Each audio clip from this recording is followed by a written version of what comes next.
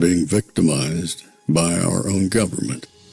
One man whom they fear, yet who millions love. One man who is willing to take the poison arrows of lawfare. One man whose voice has been taken away by a corrupt judge operating in a corrupt system. One man who has been ridiculed and insulted. One man who refused to back down. One man who refused to back down. One man who refused to back down. One man who stands between us and them. One man that wants to see America protected again. One man who wants to see America prosper again. One man who understands that a man is a man and a woman is a woman. One man who understands and protects the blessing of life. One man who wants to restore American exceptionalism. One man who once again wants to make America that shining city on a hill for all to see. A place where all the people of the world glowingly set their eyes upon. America. One man who unashamedly wants to make America great again. That one man is Donald Trump.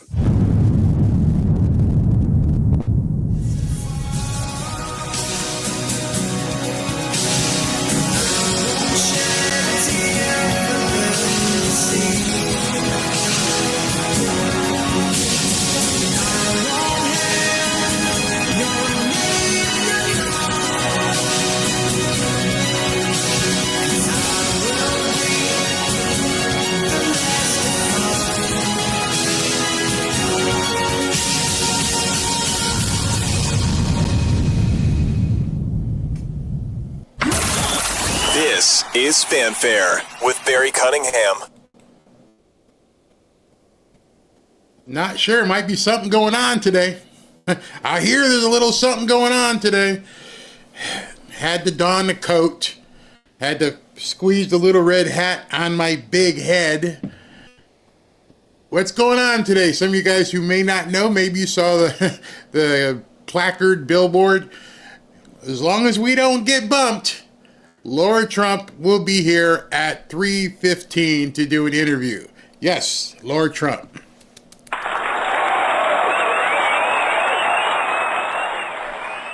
And so I keep having to check my schedule because to see if there's been any change or anything like that, but it looks like we're still good. So I decided to put on a coat, look a little bit dapper, not putting on the airs, but I'm showing some respect for that Trump name. That made me just sit up and go, you know what, this is a little bit different. Today's a little bit different. Today we're going to handle things a little bit different. So anyway, that being said, Ms. Trump is supposed to be ready to go at 3:15. At that point, obviously we'll cut to it. So what I'm going to do, because today is a huge news day, so much going on. We had President Trump had a cabinet meeting. We had the SAVE Act. We have Mike Johnson trying to push the budget bill. So much going on. I mean, it's one of the busiest days I've seen in quite some time. And so I put up a poll to see how many of you guys have seen the cabinet meeting. The cabinet meeting is kind of long. It's like almost an hour. Obviously, if I played the entire thing, we would just blow right through the time that Lara Trump is supposed to be here. So what I thought I would do is I'll play it, let you guys who have seen it take some time, understand that Miss Trump should be here at 3:15, and then we'll cut, I'll probably cut 10 minutes before she's ready. Come on, take some comments, and maybe in between some of the stuff we're going to see in the cabinet meeting, we can take some comments as well.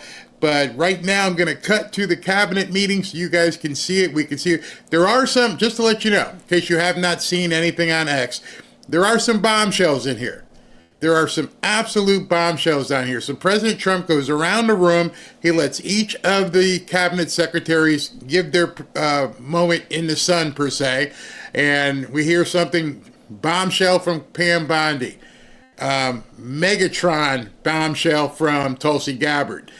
Big news from RFK Jr. and Elon speaks as well. So there's a lot to digest here. We can talk about it in between, and we'll talk about it after Laura Trump is here. But without further ado, let's jump into this cabinet meeting so we can hear some of the stuff that went on. So what I'm going to do is I'm going to push the button, play it. I need you guys in the comment section to tell me that the volume is okay so I don't have to interrupt. Taxes in China, but we took in hundreds of billions of dollars a year from China, and we had no inflation, essentially. So we think we're in very good shape. We think we're doing very well. Again, there'll be a transition cost and transition problems, but in the end, it's going to be a beautiful thing. We're doing again what we should have done many years ago. We let it get out of control, and we allowed some countries to get very big and very rich at our expense, and can't let that happen. It's not a sustainable formula. So I wanted to just thank everybody at the table, and maybe I'll go around and ask some of you a little short couple of answers. Pete just got back from Panama, and he's been all over the place, and you want to give us a little report on that and whatever else you might have to say. Everyone at this table is doing an incredible job, by the way, I have to say. Incredible. And the relationships are, it's like they're friends. They're really, the relationships are very strong, really good, really strong. And these meetings are very good. And I think, I don't believe there's any other president that allowed the press to come into a meeting such as this. These are very sacred meetings. These are very private meetings. But we have nothing to hide. And I think it's good. I think it's a good, we want to be, a word you like to use, Jeff, is transparent. So we want to be transparent, and we'll do that by starting with Pete. Go ahead, Pete. Yes, Mr. President, we just got back from Panama last night. We were at the Panama Canal with their Southcom commander ships, F-18s, troops, and signed a couple of historic deals. One which is with the Panama Canal Authority, a framework for U.S. vessels, first and free through the Panama Canal. Right. And then also a memorandum of understanding with their security minister for the presence of U.S. troops. Fort Sherman is an old U.S. base there, as well as their naval station and air station, jointly with Panama to secure the Panama Canal from Chinese influence. That's something you said, we're taking back the canal. China's had too much influence. Obama and others let them creep in. We, along with Panama, are pushing them out, sir. And so we had a very successful trip there. President Molino, sends his regards, very complimentary of the U.S. as he's a great ally, and I think they want the communist Chinese out. And with our troops there partnering with their forces, we've got a chance to push them all the way out, sir. We've moved a lot of troops to Panama and filled up some areas that we used to have, and we didn't have any longer, but we have them now. And I think it's in very good control, right? Yes, sir. Okay. Thank you, Pete. Very good. Howard? So, so we've have so many countries to talk to. It is, it's incredible. I think Scott and I, I'm not sure we could ever have enough time in the day to talk to all these countries because they want to talk and they want to talk now. And they have come with offers that they never, ever, ever would have come with, but for the moves that the president has made, demanding that people treat the United States with respect. We're getting the respect we deserve now, and I think you're going to see historic deals one after the other. And then I'm very excited that within a week and a half, we're going to start with the gold card. And the Trump card is coming out, and we're very excited about that, and that's coming soon. So very excited. Good. Thank you very much. Good job. Linda? Well, on a couple of fronts, we have been addressing the issue of anti-Semitism on campuses. There's been some grant funding and contract funding that we've reviewed, and some canceled and some we've put on hold, waiting for that, while we do an investigation. On the other side of what my responsibilities are, and having education go back to the states. We're meeting and talking with governors. I was with, this week, all 50 commissioners of education around the country, and because we also want to provide them with tools and best practices as education does move back to the states. Making great progress, great response from the states, and very positive. And what about colleges? You're holding back $400 million from Columbia, $8 billion from Harvard. Can you imagine the money we pay Harvard? They have a $60 billion fund, and we're giving them $8 billion, and we're trying to figure that out. And then they hire de Blasio, the worst mayor in the history of New York, and they hire the woman from Chicago who was a disaster, total disaster, and they pay them massive salaries, and they're supposed to be teaching you government. That's not Harvard. That's not Harvard the way it used to be. So, do you have anything to say about that? The dollars you're holding back from quite a few universities that were not behaving. Yeah, and the other, there's some Princeton, Cornell, others that are coming in, and actually getting calls now from the presidents of the universities who really do want to come in and sit down and have discussions. And so we're investigating them, but in the meantime, we're holding back the grant and the fund money. Okay. Great job. Thank you. Very thankful for the House voting for the President's budget resolution along with the Senate bill. Made a ton of progress this week in working with members to ensure that a desire for flexibility in the Senate was not misconstrued as a desire not to slow and do spending reforms. And so we're very thankful for that. And now we can get after writing that bill, getting the President as big a package of his agenda to his desk. So very good week. Good. We just got the House vote, and now we're well on our way to getting, as we call it, the great big beautiful bill. It's a beauty. There's never been a bill like this one. We're trying to get it all into one beautiful bill. It's tax cuts, regulation cuts, and many other things. The border, a lot of money for the border. Where you're doing a fantastic job. So, but we just got a report that we, as you know, you knew before us. Were you surprised we got the vote? Got the vote, and we're happy to get the vote. So I think we're going to be in very good shape. Okay, please. Mr. President, last year the Chinese received 1,700 orders for new ships. American shipyards received 5. Under your leadership, like so many other industries, we are going to revitalize and make shipbuilding and maritime great again with these blue-collar jobs. These are the cranes, the ports, opportunity zones, and drive that investment back in. And we have, under that executive order, and also one to streamline foreign military sales for people that want to buy our equipment, and of course acquisition reform, all just this week under your leadership, Mr. President. So we're going to be rebuilding our shipbuilding business. We may order, would have to go to Congress for this, but we may buy some ships from other countries that we're close to and that do great jobs with ships, but we're going to start the process of rebuilding. We don't really essentially build ships anymore, which is ridiculous. It's going to be a very big business for us in the not too distant future, but in the meantime, we have countries that do very well at building ships, and we'll be dealing with those countries, and we may be ordering top-of-the-line ships from those countries, and within a fairly short period of time, we'll be building our own ships. So we'll probably have to go to Congress for that, but we're not going to have a problem. Susie, thank you very much for the job you've done. Go ahead, please. I just wanted to make sure you know that this cabinet, I think, pretty uniquely collaborates and cooperates and works together to accomplish all that you've asked them to do, and I think they deserve a lot of credit for that. True. They're doing a great job. The chief of staff, doing a great job. Lee, go ahead. Mr. President, the Biden EPA was strangulating the economy. The Trump EPA understands it's not a binary choice. We can protect the environment and grow the economy. Working with Doge and Elon Musk, we've now canceled $22 billion worth of grants, and we have launched what is the largest deregulatory action in the history of the country, just in one agency. That's how much of a mess the Biden EPA left us. It is going to end up reducing the cost of living. It's going to create jobs. It's going to make it easier to purchase a car. It will be easier to heat your home.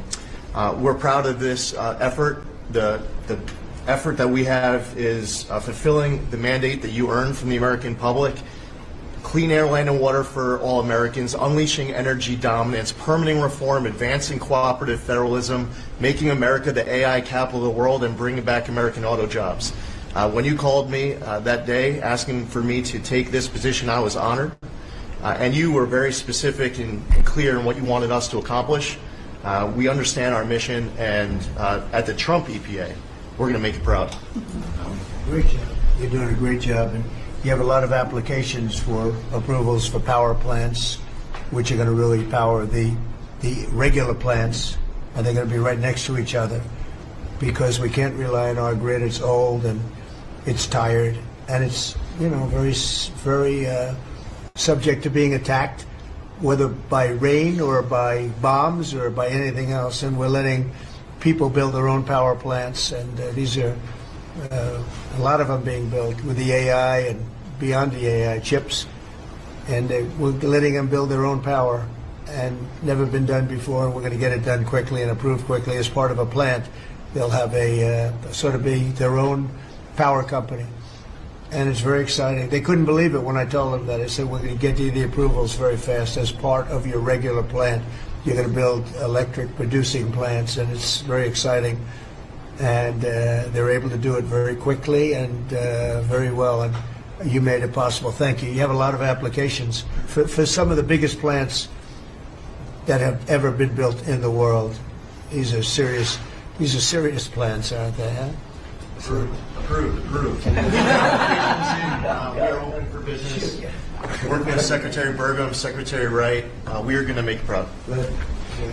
Sean? First off, Mr. President, it's Brooke's birthday today, so he's getting younger, so happy birthday to Brooke. Thank you. I want to thank you as well for the shipbuilding EO. Again, to build ships, we also need mariners to sail those ships. I was just up at Kings Point for the Merchant Marine Academy a couple days ago, and we have some of the greatest young men and women who are learning how to be mechanical engineers, to rebuild and fix the engines on those ships, but also how to sail ships.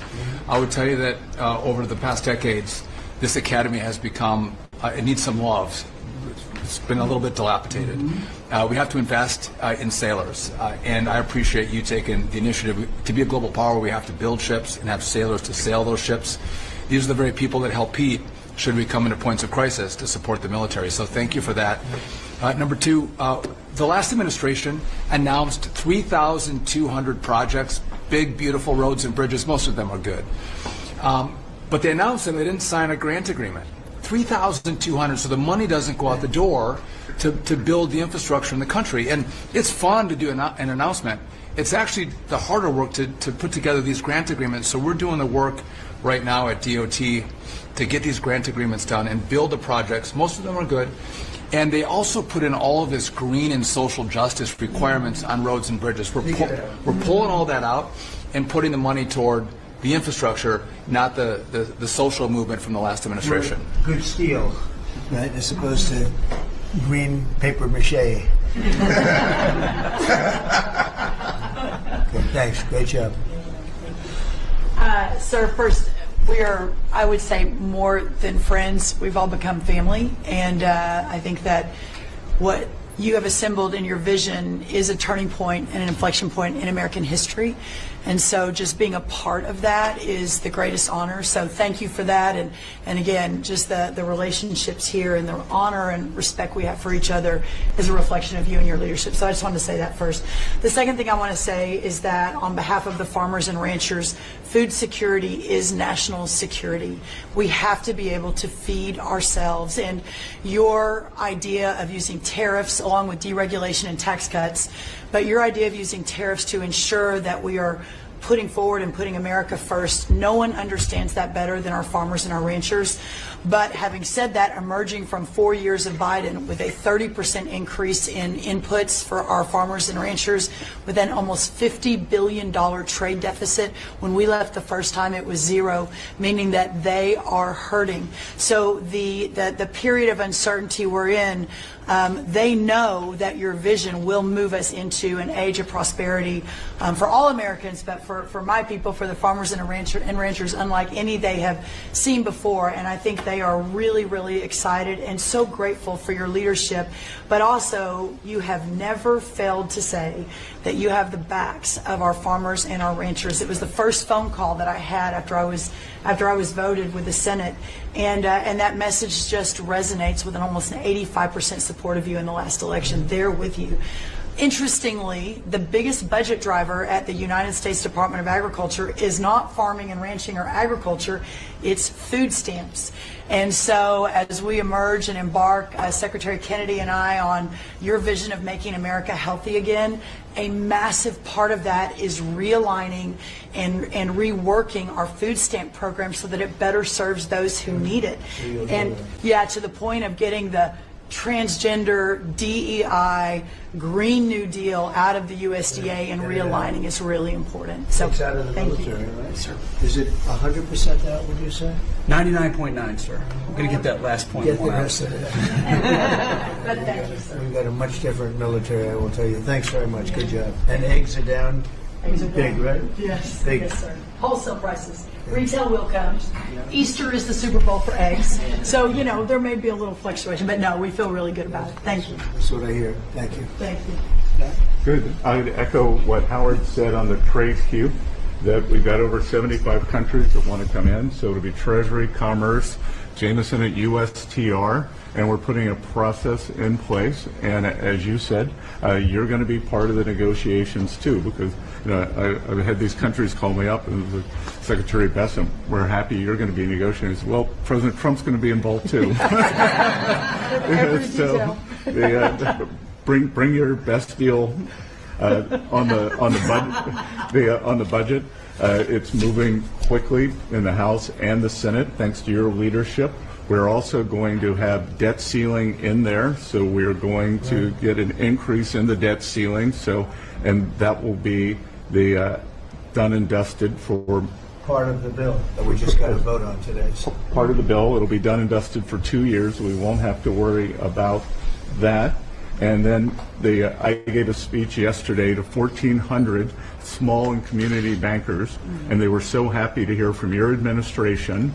And I told them Wall Street's done great for the past 4 years, 10 years, 20 years. It can continue doing great, but it's Main Street's turn now, and it's those small bankers through deregulation, through emphasis on Main Street, your Main Street agenda, bringing back jobs, that is going to power the smaller communities. And then finally, the bond auction went very well yesterday. We had a lot of foreigners show up as the support, showing that the U.S. is still the best place to invest. The inflation report, as you said, was quite good. And energy prices are down more than 20% since January 20th. Amazing. That's great. Good. Good numbers. Great numbers. Thank you. Yeah. President, we've had some great wins in the last few days. That you were overwhelmingly elected by the biggest majority. The U.S. Americans want you to be president because of your agenda, and the courts are ruling that you have the authority to determine how the money of this country will be spent. That's what the American citizens wanted, and that's what they're getting. An example of that Friday was the Department of Education, that you can determine how the money will be spent. No more DEI. And that impacts every agency across the board. On the civil side again, NLRB. We had a big win in the Supreme Court there. OPM, a big win there. But also 16,000 workers there. But also on the criminal side, the Alien Enemies Act. We are winning there. And your directive to me was to keep America safe, and that's what we're doing. Whether it's the alien enemies, all of these gangs, and they are enemies of our country. They are terrorists, they are organized crime, they have come here, they are extremely organized, they are spread throughout our country, and they are creating terror. And no more under your directive. And that has stopped. Yesterday in South Florida, we charged the 11 defendants with $500 million of pure cocaine coming into our country to kill our kids. They were caught. They will be prosecuted to the fullest extent of the law. These gang members are going back to where they came, or they're going to an El Salvador prison. at your directive. And, you know, you also gave us a directive to prosecute the people who are going after Tesla to the fullest extent of the law, some of the greatest police work I've seen. We've made 4 arrests. There will be no negotiations at your directive. They're all looking at 20 years in prison, and within the next 24 hours, you're going to be seeing another huge arrest on a Tesla dealership, President. And that person will be looking at least 20 years in prison with no negotiations. That's great. Boom. That's great. Boom. That will stop it. Cold. Thanks. Doing a great job, too. Thank you very much. Lara, please. Mr. President, accountability matters. That's what we're recognizing. With our partners at the Department of Labor for Government Efficiency, just a few weeks ago, we realized there's about $4.4 billion in COVID funds that were not used, that the state coffers were just holding on to. Out of that, we've returned $1.4 billion back to the state treasury, so essentially to the American people, and we'll go back and claw the rest of those billions of dollars back. And on the heels of that, late last night, we're understanding unemployment insurance fraud. That trust needs to be whole for the American people. When we need it for who deserves it. That's not what we're seeing in the numbers that we saw last night, again, exposed by our partners at DOGE at the Department of Labor. Since 2020, over $400 million of payments have gone out already. And when you hear these numbers, apparently in the United States, we have over almost 25,000 people who are over 115 years old who are collecting $59 million that we have sent out to people. Talk about fraudulent behavior. Mr. President, 28,000 people between 1 and 5 years old have collected fraudulent payments at the tune of $254 million has gone out. And lastly, 10,000 people who have not been born yet, 15 years into the future, $69 million, and they haven't even been born yet. In one case, they will be born 129 years from now.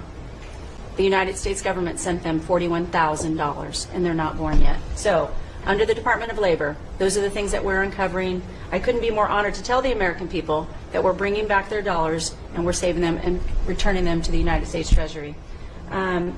Also, jobs numbers. Last Friday, 228,000 new jobs were reported. That is good for the American people. That is my primary job, is to grow that workforce under your leadership. So we've kicked off the America at Work tour, and we'll be visiting all 50 states, and I'll be working with my colleagues here to do just that. So thank you, Mr. President. We're going to grow this economy. We're going to keep our focus on the American worker. So you're finding tremendous fraud, though. Those numbers are really bad when you're Unheard of. over 115 years old. And I think you had mentioned the oldest person in our country is 114 years old. That's pretty good. A woman living in Pennsylvania, but apparently there's 24,000 more of them that are 115 or older that we're seeing. I hope you hear that. So we have 24,000 older than the oldest person. Definitely good. And what are we doing about that? How do we get that money back? Yeah, so we're working with our IGs to do the further investigation. The House and Senate, we had a 5-year statute of limitations. We've got an extension on that, another 5 years. And so the goal, in my opinion, we should never have a statute of limitations to return the American dollars back to the Treasury when there's fraud. But at this point, we will continue to work hard and double down and return those dollars to the Treasury. Right. Thank you very much. Great job. Misty? Well, Mr. President, thank you for your leadership at the border. For the second month in a row, you have broken the record in the history of the nation for the lowest number of encounters at the border, which is absolutely remarkable. You have said that America's laws matter and that they'll be enforced, and we're hard at work now to get people to go back home that are here illegally. So the Alien Registration Act has been in place long enough now that those individuals that are here illegally, if they haven't registered, then they can be charged criminally, and they can face fines up to $1,000 a day and face deportation if they don't go home, and they'll never get the chance to come back to America. So we're encouraging people to use the CBP Home app to register, and we're working on the resources and funding to buy them a plane ticket to send them home. I went to El Salvador, Colombia, and Mexico, and those countries and others are thinking about setting up programs to support these individuals when they get back to their countries. So when they get there, they'll have housing and food assistance. And so making sure that these folks have the opportunity to go home so that they can get the chance to come back to America is important. And So it's a very big self-deport operation that we're starting. thousands of people have already Yeah. self-deported. Well, we're just going to, when you have 21 million people that need to go home because they're here breaking our laws, then we need to facilitate that. And I've been working with the governors a lot lately on several different issues. One of them has been on FEMA for recommendations on how to do exactly what you've directed us to do. And then also I sent a letter and communicated with them that they need to be setting up a SCIF. Some of our governors don't have secure facilities to have national security issues. I think one of the jobs Homeland Security has is to give communication down to states, to local cities and communities. And so recommending they get a SCIF, they have secure comms with them at all times or nearby so that they can have national security conversations, and then to have somebody in their office designated that is their communications person. A lot of them have emergency management officers, but they don't necessarily have somebody designated when it comes to a national security issue that we may need to communicate with them on. And I think American people need to know that Real ID will be required to travel on May 7th. So those governors have been notified to communicate that at home. We don't want anybody to get delayed and not be able to travel when they get to an airport. And this will also help us bring integrity back to all of our IDs and how they're used for issuing driver's licenses. And governors know how I feel about making sure their driver's licensing system has integrity, because a lot of people use their driver's license to vote. And the backbone of our country and the foundation is election integrity. So we're giving all those directions to our governors and communicating that so they can lead on it as well. And we're going to work with people so that if they go out in a nice way and go back to their country, we're going to work with them right from the beginning on trying to get them back in legally. Is that right? A chance to come back. So it gives you real incentive. Otherwise, they never come back. They'll never be allowed once a certain period of time goes by, which is probably going to be 60 days. We're also going to work with farmers that if they have strong recommendations for their farms for certain people, we're going to let them stay in for a while and work with the farmers and then come back and go through a process, a legal process. But we have to take care of our farmers and hotels and various places where they need the people. And we're going to be working with you very carefully on that. So a farmer will come in with a letter concerning certain people saying they're great, they're working hard. We're going to slow it down a little bit for them. And then we're going to ultimately bring them back. They'll go out. They're going to come back as legal workers. Okay? Yes, sir. Thank you. Which I think will be I think it's very important to do. Okay, thank you. All right, so before President Trump goes to the next cabinet member, we're going to go ahead and get ready for Lara Trump to come on here, and I'm going to tell you about what's coming up as well. So Saturday afternoon, I'm going to be talking to a veteran biker. It won't be an interview. It'll just be two guys talking about what we're seeing in politics, how we're seeing the different wins that are happening right now, stock market, the SCOTUS decisions. Everything is looking up right now. And so we're just going to be two guys just sitting here talking.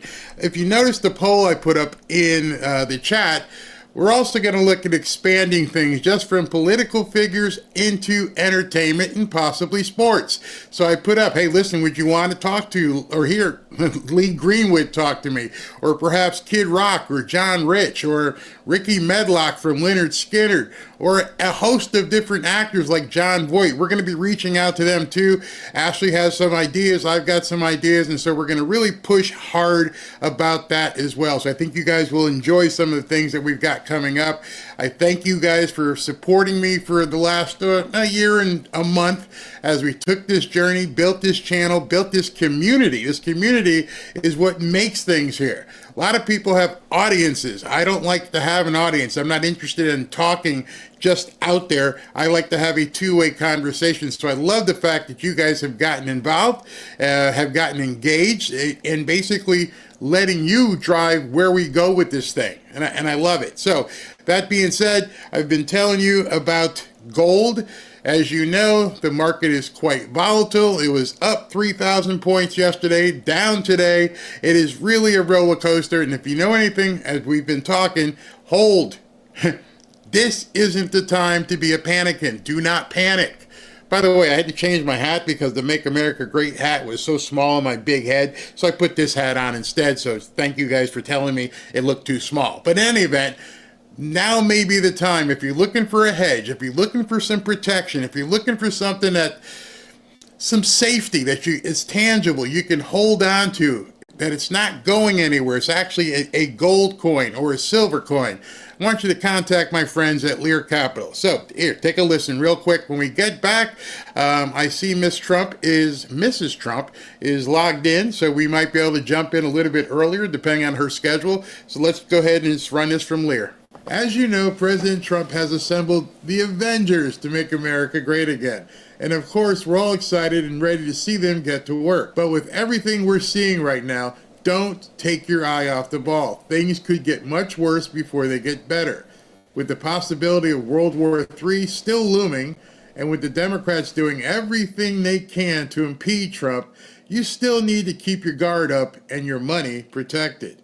Oh, and our national debt is still massively increasing. Don't get me wrong, I have high hopes for Trump's America, but I also have a family to look out for. You see, Trump and the Avengers have quite the uphill battle ahead. That's why I'm making sure I'm protected, and I'm recommending that you do the same. One way to be protected is by diversifying your portfolio. That's why on this channel I've been happy to partner with Lear Capital. As you know, I've been involved in real estate for quite some time, and although I dabbled in gold and silver, Kevin and his staff at Lear have helped to educate me even further, especially in regards to silver. Give Lear a call today and they'll show you how easy it is to move some of your savings or your retirement account into gold and silver. Gold and silver have been proven to hold value and protect wealth for the long term. Call Lear today at 800-601-5430 or go to learberry.com to get your free gold and silver wealth protection guides. There's no obligation, just free information. Many of you have seen my interviews with Lear founder Kevin Demerit, and I can tell you this company is solid and likes to educate their customers. Just so you know, Lear has over 27 years of experience, thousands of 5-star reviews, and over $3 billion in trusted transactions, and is the only company with a 24-hour risk-free purchase. You don't pay unless you're 100% satisfied. So call 800-601-5430 or go to learberry.com. And when you call, don't forget to ask how you can get up to $15,000 in bonus gold or silver with a qualifying purchase. So if you'd like to take advantage of this opportunity, please call my friends at Lear Capital at 800-601-5430 and tell them Barry sent you. All right, everybody, if you are MAGA, if you are a Trump supporter, if you've been along the ride here since 2016, I have very few guests that I don't have to introduce you to, and this is definitely one of them.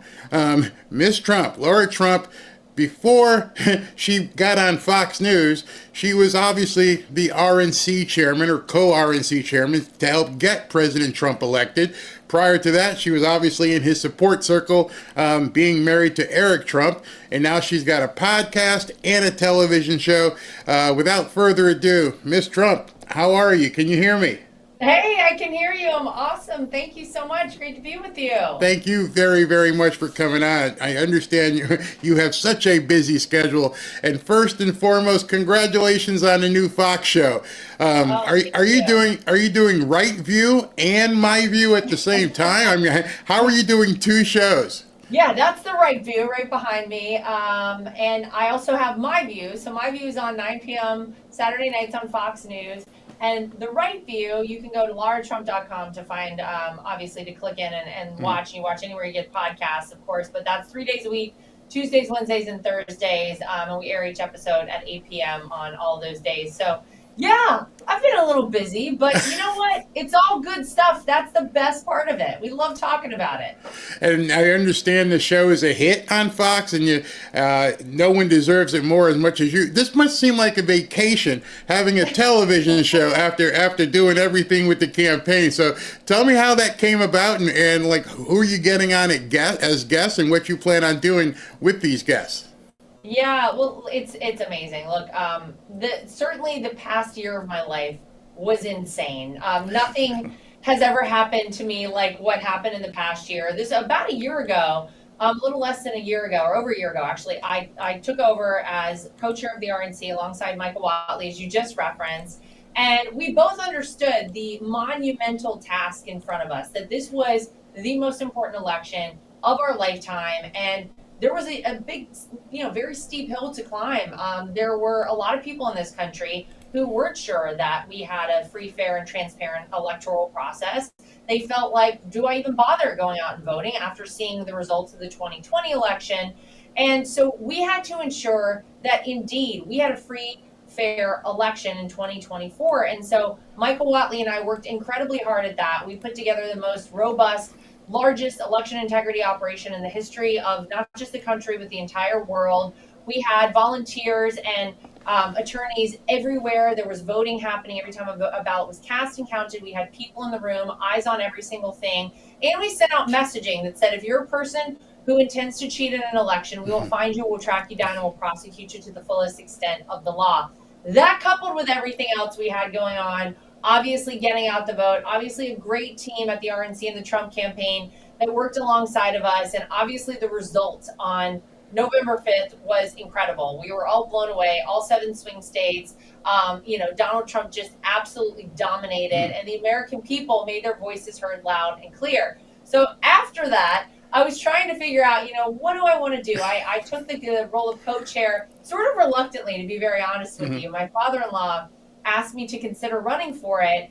And I was kind of hesitant because I said, I don't know that I want to be in this position during this very critical election. That's a lot of pressure. And so I told him I would do it throughout this election, and then I was going to resign as in my role as co-chair, which I did. And then Fox came to me right about a time that I was considering possibly looking at the Senate seat that Marco Rubio vacated right here in my home state of Florida. And it all kind of happened in an amazing way. And I just felt like this was the right path for my 2 young kids who are 5 and 7. And I've been so blessed. I've been loving doing the show at Fox. We've had incredible guests. Our first show highlighted some of the amazing women that Donald Trump put in these positions of power. Caroline Leavitt, who is an absolute boss. Pam Bondi, who obviously is the Attorney General, and Director of National Intelligence, Tulsi Gabbard. This weekend, though, Barry, hold on to your hats because Dana White is coming on. And we're talking about the FBI being trained by UFC fighters, as well as that amazing dinner, the dinner that everybody was talking about between Donald Trump, Kid Rock, Dana White, and of all people, Bill Maher. So he talks all about it. It's going to be on this Saturday on Fox. That should be very interesting hearing what Bill Maher, who is an icon for the left, he goes into Mar-a-Lago, or the White House rather, and he meets with him. And then he comes back, and all of a sudden, just like they always do, the left immediately turns on people. You're supposed to be toxic. You're not supposed to be touched. No one's supposed to ever give Trump the time of day. And he finds out, well, he puts his pants on one leg at a time like everybody else. He's not a bad guy. And I don't think people understand. If they knew him from before he became a politician, they would understand this guy was vivacious. He was fun to be around. He was in movies. How did that completely shift, even from the people who knew him? Well, I think it's probably because he knew them all too well. Yeah. Donald Trump has never been dishonest about the reality of all of the things. The tax code, he says, I used it in my favor. I did what every other, billionaire out there does. Every other millionaire out there does. I used all of this in my favor. And that's what smart people do. But he also knew who all these people were. He knew the truth about a lot of them. And he understood the game that was played because don't forget, Donald Trump, before he came down that golden escalator in 2015 to announce his run as a Republican, donated to all politicians. He donated to Democrats. Bill and Hillary Clinton were at Donald Trump and Melania Trump's wedding. Don't forget that. So he understood the game. And I think what they knew with Donald Trump is he needed none of it. He was the one person who never needed the job of president of the United States. He has lost so much of his net worth taking on that position. But because he didn't need it, because he didn't need any of them, and because he understood the game so well, that threatened a lot of the deep state. That threatened a lot of what people call the swamp, and the swamp is very real in Washington, D.C. Don't kid yourself. And so when you have a person who doesn't need anything from the establishment politicians, he doesn't need anything from the lobbyists, the special interest groups, has never taken a dime from any of them, then that's a person that you can't control. And a person you can't control could stand to expose a lot about the system that is working against a lot of America, but is working for those people who keep that job in perpetuity in Washington, D.C. And I think that's why so many of them said, oh, we can't have this guy there. And take a look around. Take a look at what he's exposed already. Look at Doge. Look at all of it, Barry. It's amazing. Speaking from like a personal standpoint, your last name is Trump. You're married to Eric. Donald is there. The kids are very much in the forefront. People see them at the different events. On July 13th, I think it was a little bit over 300,000 people were watching that rally in Butler. And I watched the emotion turn from completely being terrified to seeing elation and ready to just inspiration after he got up. And then the emotion turned from all of that to total anger at what we were seeing. That's us on the outside. How did the people whose last name is Trump, I can't imagine what you guys went through. I mean, I don't know if you were there or not, but I couldn't imagine waiting by the phone. Is he okay? Is he going to be okay? Can we get him out of there? Can you describe like just some of the emotion the inner circle was going through? Because nobody seems to ever talk about that. Yeah, we weren't there, but we were watching on TV, and actually, I was, kind of preparing dinner for my kids. We had the rally on in the background, and it's funny because just moments before this all took place, my daughter turned around and she looked at the TV. It was kind of behind the kids. The kids were sitting at the counter. My daughter turned around and looked at the TV, and she goes, "Oh, Mom, look, Grandpa's on TV." And I looked up, and I was actually peeling a carrot when all this happened. And I remember I'm peeling the carrot, and I looked up, and I all of a sudden didn't see him. And I knew immediately something was wrong, something had happened. And then I saw, obviously, the Secret Service rush on stage. My husband was in the other room watching, and he started calling me to come in there. I instinctually knew, like, this is wrong. So I changed the channel because I did not want my children to ever see anything, God forbid, that they shouldn't have with their grandpa on TV or anyone, quite frankly. And I, went in the other room with my husband, and we started making calls. We called all the people we knew were there with him on the ground. We couldn't get a straight answer for quite some time. You kind of have a feeling whenever people are kind of like not giving you the full picture. No one was able to give us the full picture at that time, and it felt like an eternity until finally, about 45 minutes to an hour later, we got a call from my father-in-law. And that was, he wanted to call all of us and let us know he was okay. And, for an hour, I held that carrot and the vegetable peeler in my hands, and I didn't even realize it because I was honestly in like a state of shock. It's horrible that we ever saw anything like that happen to anyone in America, any presidential candidate. But when it's a family member, it definitely hits differently. And the hardest part, I think, for me was trying to explain to my kids, who I knew were going to go to summer camp back again starting on Monday, what people were going to be talking about, what happened to Grandpa, and to try to explain to a 4-year-old and a 6-year-old that someone tried to do something to hurt Grandpa was one of the tougher conversations I've certainly ever had to have. Just how you related that is something I don't think a lot of people in the news even take the time to discuss.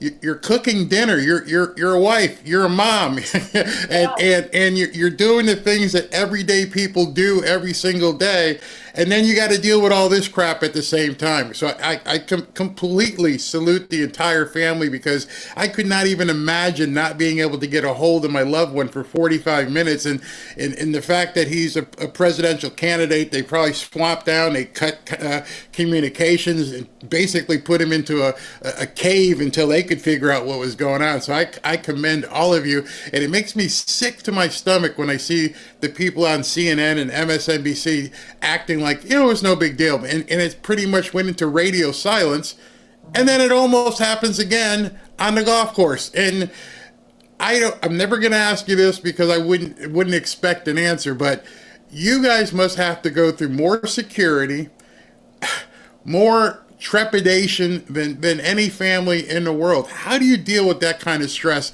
on a daily basis, always wondering, are you going to get this phone call?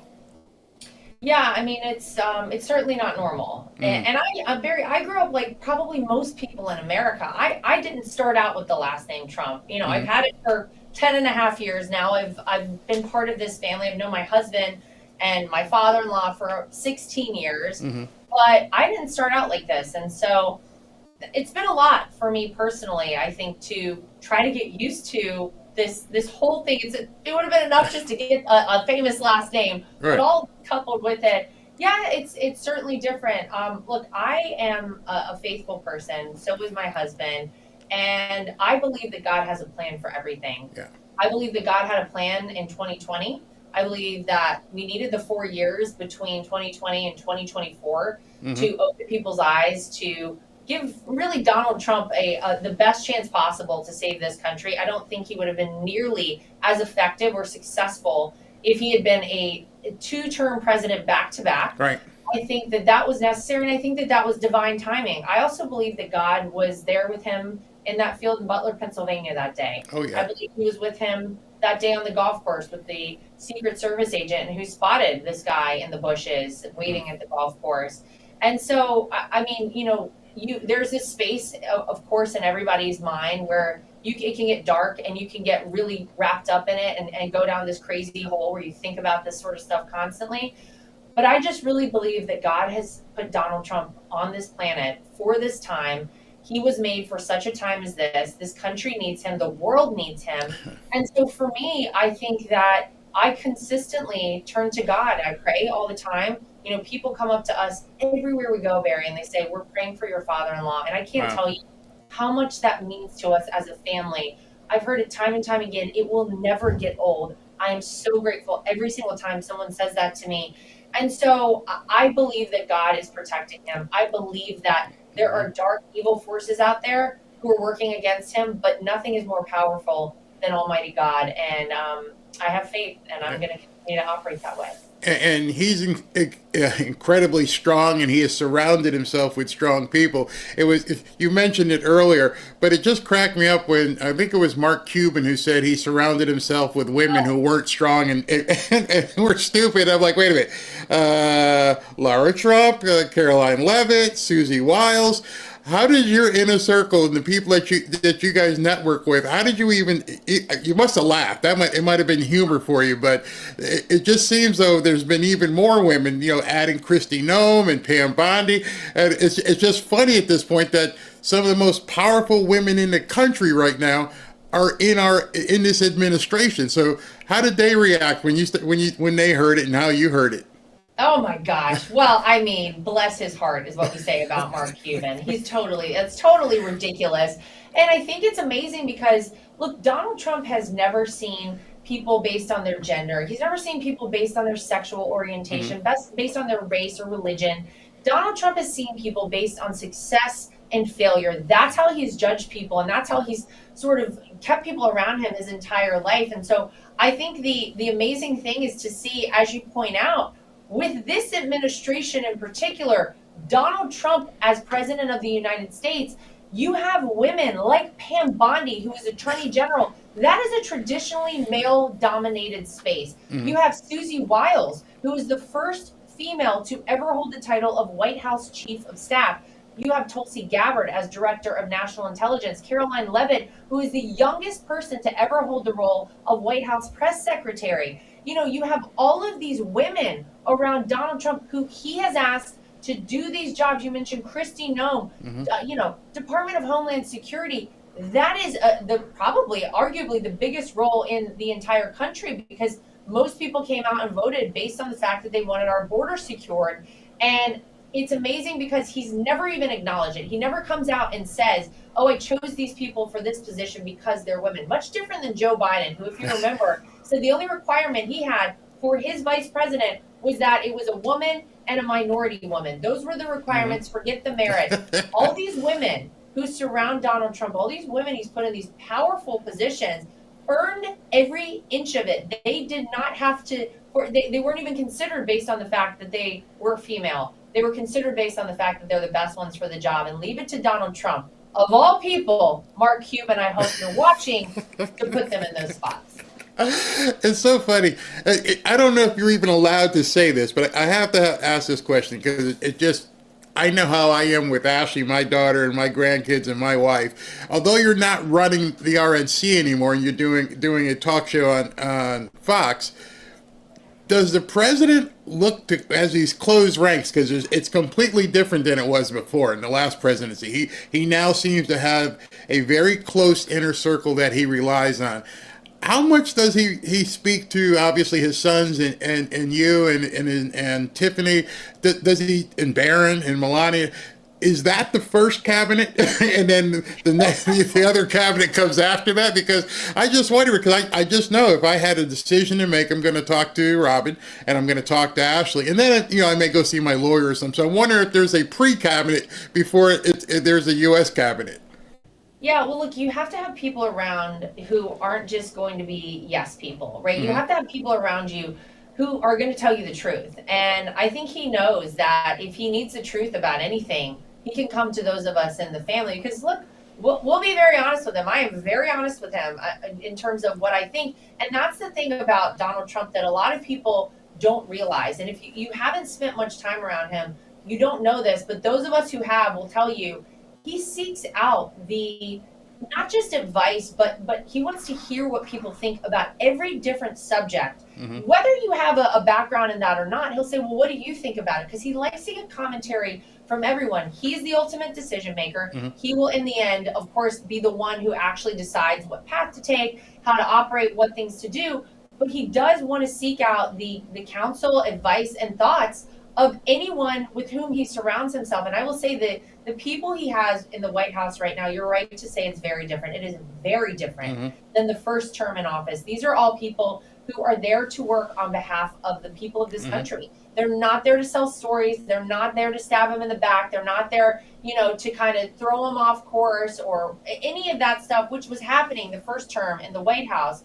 But yeah, we talk to him a lot. And almost every time we talk to him, he wants to know what we think about certain things going on. And I'm always happy to give him my thoughts on anything. He always knows he can call any of us at any hour, which he also does. He will call you at 12 a.m. He will call you at 6 a.m. This is a man who needs very little sleep. And he's always thinking, he's always working, he's always thinking about what else he can do for this country. And so, maybe sometimes we're the first inner circle that he has. But we're certainly the ones that, before any of this and after it's all over, we'll always be there for him. He knows that. He knows he can rely on us. And most importantly, he knows whether it's something that he wants to hear or not, we're going to be honest with him about it a little bit.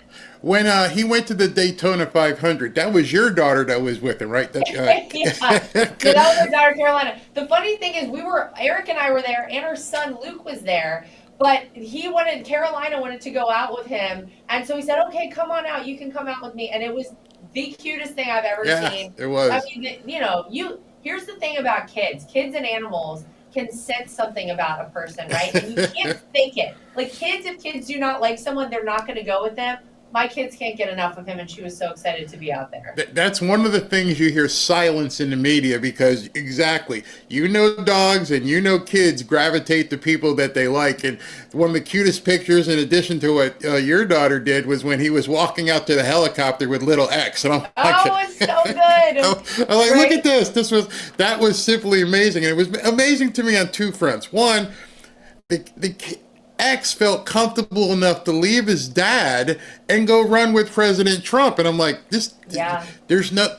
guys are looking at this wrong. It's not a monster. He's not in a closet. This is a guy who kids gravitate to. And so, you guys doing anything for Easter? Well, I think we're going to celebrate as a family. We usually have a nice event down at Mar-a-Lago that we'll usually go to. And then I think we may go. There's a very famous Easter egg roll at the White House, so we're thinking about taking the kids to that. Yeah. It's very cool to have that opportunity once again. So maybe you'll see us up there. All right, so I got one last question for you, and I'm going to pull out a crystal ball that nobody has, but they have this imaginary crystal ball. And that crystal ball is right now, Miss Trump is doing his show on Fox News, and hopefully she'll be bigger than Hannity and have her own show. or under door number 2, if I was Monty Hall, is there a political run in your future? I mean, I'm here in South Florida, and I'm in Boca. Are you that? Where are you at? I'm just north of you. I'm about an hour north of you in Jupiter. Oh, Jupiter. Okay, I used to live in Jupiter. And so I'm thinking, Pam Bondi, and she's up there in the cabinet now, and Ashley Moody took Rubio's spot. But just wondering, is now that you're actually here and your residence is here, is there a run in your future? Well, it's funny because had you asked me that question in 2015, before any of this ever started, I would have said, no, that's absolutely insane. But it's been sort of incredible to see there's some real nasty parts of politics. It can be awful, it can be dirty, it can be just horrific. But there's also something really beautiful about it, and something that I certainly enjoyed while I was RNC co-chair. And so, as I said, I considered the seat that ultimately Ashley Moody ended up taking, and she's doing a great job there. We're so proud of her and proud that she's representing Florida as one of our senators. But I would never say never to anything. I could have never imagined this life that I currently have. And I honestly just follow the path that God puts in front of me. I pray about decisions. I follow my heart. I follow my gut. I've tried to just do that my entire life, and it's led me some pretty amazing places. Yeah. So I'm going to continue to do that, and I've been loving the show at Fox. I've been really enjoying doing that. But you know what? I would never say never to anything, and I think Donald Trump, of all people, showed the world that anything is possible, that anyone could come out of nowhere and do something that everybody said was not possible. And so I would never say never. You never know what could happen. All right, so we'll keep watching for that. They can have the big maybe. Do you film down here, or do you have to go to New York every week? I travel to wherever the people are who I'm interviewing because I want to sit down with them. I have a studio down here, but I also go up to New York quite a bit. So I'm all over the place. I got a lot of miles going. So you have Dana White this weekend, correct? That's what you're saying? I have Dana White. Colby Covington is going to do a little FBI training with me. Oh, wow. UFC training. Yeah. So it's going to be good. Everybody's going to like it. Wait a second. So you're actually going to get in the ring with Colby? Yes. I'm getting in with Colby. It's funny because so many people have asked in the chat before, like, what's her fitness routine? And I'm like, okay, she's going to go fight MMA, so I don't think y'all ready for it yet, all right? So, I'm ready for anything. Yeah, throw it my way and I'll give it a shot. You are. Of course you are. I'm talking about people like, what's her fitness routine? Like, she's got videos on Instagram and stuff. Go check it out before you try to get to that level. Well, Lara, thank you very, very much for taking out of your time out of a busy day. We'll be watching the show, and you can expect, I don't know how often you have a chance to check your X messages, but I'm pretty sure you're going to get a bunch of people following you and commenting you, and I thank you for your time. Hope to have you back, and we'll be watching Dana White this weekend. Thank you very much. Thank you so much. Good to be with you. All right, thank you very much. All right, everybody, that was, as you saw, Lord Trump, and I'll be right back.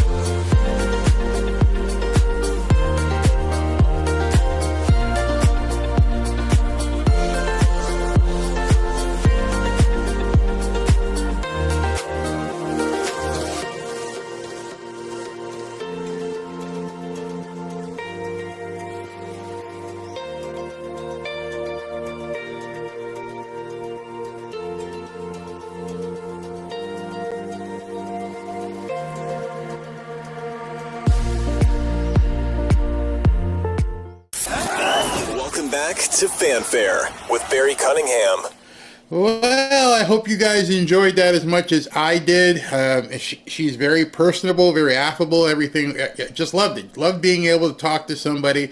And I hope you liked my questions, which are a little bit different. Actually, probably some of them were a lot different than you normally see on a television interview, because they always ask the same questions. And I wanted to dig in a little bit more and get some personality and what's going on behind the scenes in the Trump family. And I hope you guys understood that and liked it.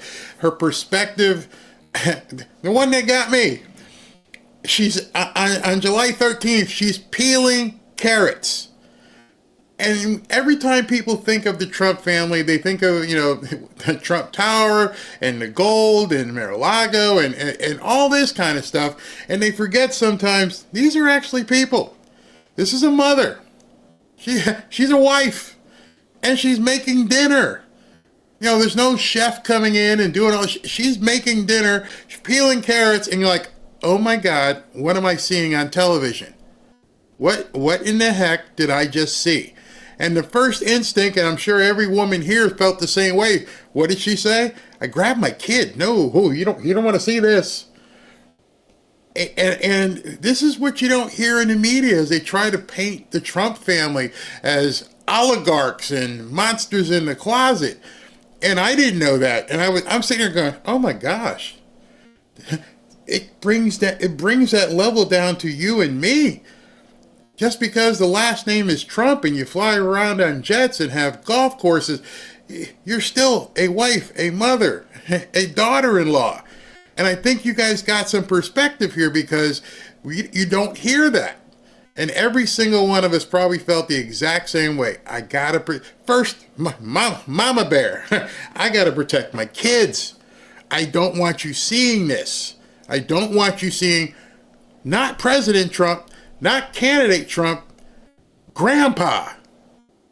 I don't want you to see Grandpa in case something happened. And I'm like, and I'm trying to keep a straight face. And I'm like, should I cry now or should I cry later? I mean, should I wait? Because I'm thinking the exact same thing. And I'm glad you guys got to experience it and hear it and look at her face and everything else, because I don't think she expected that question. But she went with it. And I just absolutely love her for doing that, because it just gives people an insight into that these are really real people. This guy pulls his pants up one leg at a time. He sits on a pooper, does what he needs to do, has a former supermodel wife who probably walks around in fluffy slippers just like everybody else. They just happen to have the last name Trump. So I hope you enjoyed it. It just struck me. Right there. Yeah, Toy, thank you very much. It's just really weird. Everybody in the Trump family, born or married into it, are real people. That's why I voted him for the first time. See, that kind of stuff, if more people could see that and stop the left from trying to make him into these, oh my God, these are monsters. No, they're just normal people. Yes, he made money. There is no reason to be mad because somebody was very successful. Did he have some failures? Yes, but like any other businessman, that failure doesn't keep you down. You keep going. It's not wrong that he was in movies. It's not wrong that he had a great television show that everybody watched. And the people on the show came on the show and helped them get publicity. And then when he decided to run for president, they get all pissed off and turn their back on him. Says more about them than him. See, if you realize that at this point, that some of the people who were on that show that he helped elevate, Dee Snider, Cyndi Lauper, all these people that were, they were entertainers, but they weren't at the top of the charts. And then now Cyndi Lauper's turned her back on him. So many people, for the sole reason, no other reason than his political conviction. Hey, listen, you know what? I'm going to go this way, rather this way, to the right. And that was enough to cause people to lose their minds, to run the PSYOP. Remember, Hillary Clinton and Bill Clinton were at his wedding. Hi, Donald. Hey, how you doing? Melania, good, great. Oh, wish you guys well. How do you turn on somebody like that? He didn't do anything to you. He ran against you and beat your ass, but other than that, he didn't do anything to you. to the point where you wanted to throw the guy in jail forever like it was a Chateau d'If in the Count of Monte Cristo. You gotta go away forever. Why? Because you're MAGA. Makes me ill. You see, I could see if he actually did something to these people, but he said it from the beginning. I'm just in the way. They would do it to any one of us, and we talked to John Strand, and I've talked to Kimberly, some people in J6ers. You saw what they will do to any one of us. They will kick in your front door. They will do whatever is necessary, throw you in the dungeon, and just sit there until we decide to do something. We now have proof that happens. The dude was he was a male model, John Strand, a male model, wasn't hurting anybody, and they put him in isolation for the sole thing because he was walking around in the Capitol. So when Donald Trump says, I'm just in their way, you better take that to the bank. You better understand at this point, that's our last line of defense. If he's not there, we're in big trouble. Big trouble. I really liked that interview. Thank you very much. And it was so funny. I'm like, wait a minute, you're getting in the ring with Colby Covington? Oh, yeah, okay. Wow. The Democrat Party left him just like the other people. They left RFK Jr., they left Tulsi Gabbard, they left Elon. Like, people are like, yo, whacked, okay? Oh, now I'm a Nazi. Before I was a hero because I made electric vehicles, but now I'm a Nazi. Yeah, whatever. All right, so let's get back to the cabinet. The cabinet meeting, because I think he left off on Kristi Noem, and there's some stuff coming up that I want you to see. I interrupted it because of the interview, had to. But I took off that hot jacket. I'm here in South Florida. I'm further south than she is. She's in Jupiter. I'm in Boca. It's hot, even with the air conditioning on, with these lights, and then throwing on a jacket. I'm like, you're okay. But I can't turn on a fan because then it would sound all through the microphone. All right, let's get back to this. Much great job. Jameson, I watched you testify for the last couple of days. You were on every night at 3 o'clock in the morning. And you did great. You were fantastic. Thank you very much. It's just what I like to do for fun, sir. You've been keeping us very busy. Last week, you started a reordering of international trade, something that hasn't happened for 80 years, something that should have happened decades ago. And you know that. You've known that for a long time. That's why you have us all working on this. You came into an emergency situation where President Biden left us with a $1.2 trillion trade deficit. It's the largest of any country in human history. The largest. So you declared an emergency. You took action. You said the largest in history, right? In history. There's never been anything like what he left us. He left us a mess. His whole administration was a mess. So go ahead. So you declared an emergency, you imposed a trade action, so now you have a tariff on the world, it promotes U.S. manufacturing, it protects U.S. workers, and you've also given room for negotiation during this time so we can open export markets for our farmers and other producers and American workers. And this is why the unions vote for you, this is why the workers vote for you, this is why the families want you to be the president, because you're standing up for American workers and American communities. We've had countries come in over the past couple of weeks that represent more than half of global domestic GDP, more than half. That's who's coming in to talk to you and to your advisors about how to have reciprocal trade, how to have fair trade. Would have happened without you. Thank you very much. Great job. Lovely line. Well, thanks to your fantastic leadership, this amazing cabinet, and the very talented Doge team, I'm excited to announce that we anticipate savings in FY26 from reduction of waste and fraud by $150 billion. And and some of it is just absurd, like people getting unemployment insurance who haven't been born yet. I mean, I think anyone can appreciate whether, I mean, come on, that's just crazy. Some of these things, people ask me, like, well, how are you going to find waste and fraud in the government? I'm like, well, actually just go in any direction. That's how you find it. It's very common. it's as the military would say, target-rich environment. So I think we're doing a lot of good and excellent collaboration with the cabinet to achieve these savings. and it will actually result in better services for the American people, and that we're going to be spending their tax dollars in a way that is sensible and fair and good. And the people are fantastic. In fact, hopefully they'll stay around for the long haul. We'd like to keep as many as we can. They're great, smart, sharp, right? Finding things that nobody would have thought of. Very computer savvy. Yes. We're working hard to get the Trump Gold Card operational, hopefully in the next week or so. That'll be good. That'll be very exciting. It's really exciting. That's a pathway to citizenship into the United States. It's a big deal. Yep, it's a big deal. Thank you very much. Great job you're doing. Thank you, sir. Thanks to your leadership and setting the mandate of transparency and accountability across the U.S. government. I'm bringing that transparency and accountability to the intelligence community, first and foremost, to make sure that you and your cabinet have that. You guys are going to want to listen to this one. She's got some bombshells here, too. Pretty amazing. So take a listen to this. Oops, wrong one.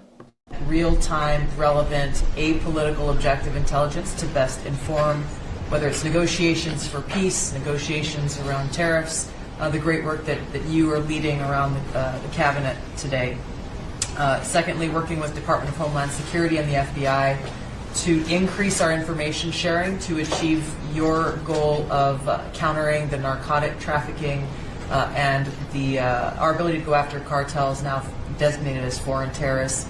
I met with the National Sheriff's Association this week, being able to work to make sure that the information that they are getting on the ground, that local law enforcement is getting on the ground, is being fed back up through to our National Counterterrorism Center, and that we have all of the federal agencies, state and local law enforcement, all on the same page as we are working to make our country safe again. And lastly, sir, as you know, declassification and rooting out weaponization and politicization of the intelligence community is a huge priority. You know more than anyone else the very dangerous and negative consequences of that. I've got a long list of things that we're investigating. We have the best of the best going after this. Election integrity being one of them. We have evidence of how these electronic voting systems have been vulnerable to hackers for a very long time and vulnerable to exploitation to manipulate the results of the votes being cast, which further drives forward your mandate to bring about paper ballots across the country so that voters can have faith in the integrity of our elections. And lastly, we've been scanning. I've had over 100 people working around the clock to scan the paper around RFK, Senator Robert F. Kennedy's assassination, as well as Martin Luther King Jr.'s assassination. These have been sitting in boxes in storage for decades. They have never been scanned or seen before. We'll have those ready to release here within the next few days. That's great. Now, okay, Tulsi, you hit us with a lot right there. You hit us with a whole lot. Basically what she just said.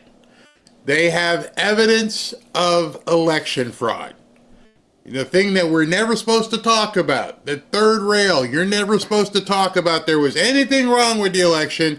The Director of National Intelligence just said, we got it. And I'm pretty sure that should be headline news on almost all stations, but they won't. They don't want to talk about it. And unfortunately, she may have covered up that lead by the next lead. Hey, we ready to drop the files on these other guys' assassinations as well. So Tulsi dropped a whole bunch of information, a couple bombshells, in about 90 seconds, which I'm sure the media that's standing right next to her, because they can't wait till he goes around the room and starts taking questions. But I wonder how many questions will be about, oh, hey, did you say you can confirm there was election fraud? Don't want to know about that. People can actually hack into these things. And now they're tracing this. So understand, as they went around the table, it was very interesting to me that they disclosed crimes. What do you mean all these people haven't even been born yet are collecting unemployment? So they're not even born, but they worked, and they're no longer working, and they're collecting unemployment. Interesting. How does that happen? I mean, at some point, people have to sit back, normal people, have to sit back and say, Is there any part of the United States government that was run legitimately? We're seeing it in every aspect of every single agency in our government. And we're not talking 1 comma, we're talking millions, tens of millions. Your money that they can't even account for and don't even try to. Their grift was going so well, they were making so much money, they didn't even care to cover it up. Just think, until, January 20th of this year, even when Trump's previous presidency, how much money have they been stealing from the American people and didn't even bother covering it up and didn't care if you knew? So what? What are you going to do? We're the government. Just make sure you got yours coming in on April 15th. Don't mess that up. We got to keep having it, but don't ask where it's going. I'm just waiting for it. I just wonder if Howard Lutnick is just going to tell Trump, you know what, let's cancel April 15th. I'm almost hoping on April 14th he goes, you know what, we're going to put a pause on April 15th. You see, I know you need a congressional act to go ahead and stop income taxes, but I wonder if you need an act of Congress to say, we're just going to delay it right now. I'm not canceling it. We're going to delay collection of income taxes until, I don't know, December, until we can figure all this stuff out, until we figure out what you people have done with all this money and how it's just going out the door with no accountability and nobody being arrested. We need to dig in. Now, that would probably never happen, but I'm sure some of you are thinking the same thing, going, how much more are we supposed to take as Americans? How much more are we supposed to take? Could you, if the IRS came knocking on your door and you're like, hey, listen, you didn't pay us. Oh, I'm sorry. My 115-year-old kid who's not born yet, he took the money. What would happen? My great-great-great-grandfather who died in 1882, he took the money. Because that's what you're telling us we have to believe. We have to believe that the most outlandish of things have happened and you just got to suck on it and deal with it. That's what you're telling the American people. But yet, if we use those same excuses and said, hey, Ashley's great-great-great-granddaughter, who's going to be born in 2095, he took it or she took it. And they look at you like, wait a minute, you don't even have a great-great-great-great-granddaughter. You'd be dead. Yeah, but that person, they took the money. That's what they want you to believe. It came out today, what the lady from the Labor Statistics Secretary said. Nobody in the news freaked out. They just say, whatever. Do you hear what she said? Did you hear what she said? Hey, MSNBC, CNN, CBS, did you hear that all of this money was given to people who aren't even born yet? I mean, we all saw the movie Back to the Future, but damn, we're not that stupid. And we also aren't stupid enough to know that you would accept that from us. But you're asking every single tax-paying American to just blink the other way and just, here we go again. It's just, you just keep telling us these things. We're like, oh, not again. No, what's next? What's next? Oh, these torpedoes we bought for the aircraft carriers don't have any lead in them. They're just shells. Who knows? Would anything surprise you at this point? Bobby, how do you feel about that? That's hitting close to home, isn't it? No When you think, I'm thinking about Bobby when that statement's made. I'm very grateful to you, Mr. President. Good. And you'll let Bobby see some of this because, it's very personal stuff. But it's time. I've asked him, and his response is, put it out. The world needs to know the truth. And his uncle that's been out, and anything that has... Is there anybody watching who thinks that RFK Jr. doesn't know what happened? I'm just saying. I understand decorum and procedure, but is there anybody watching this and who have known anything about the Kennedys Does anybody think that RFK Jr. is like, oh, I can't wait to see this information? You mean the information that me and my family have had for decades, that we were sworn to secrecy, that we could never show anybody? That information?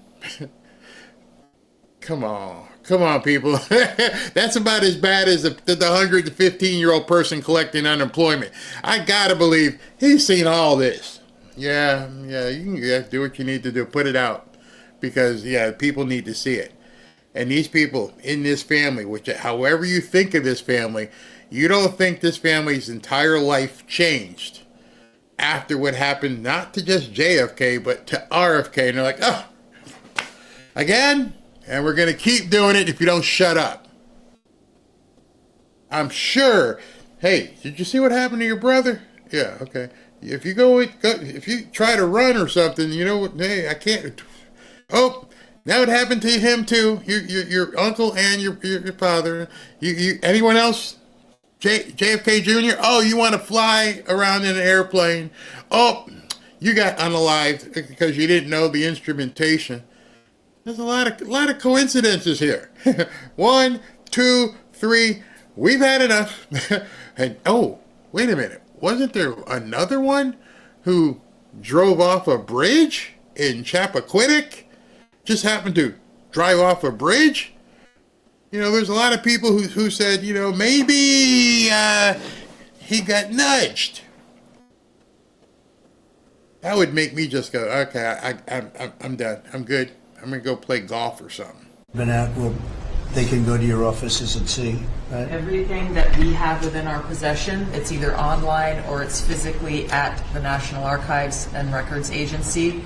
We also have hunters going out, Mr. President, and looking in the storage lockers at FBI and CIA and other agencies, specifically to find if there is anything else that has not been reported. We're actively going out and trying to search out the truth.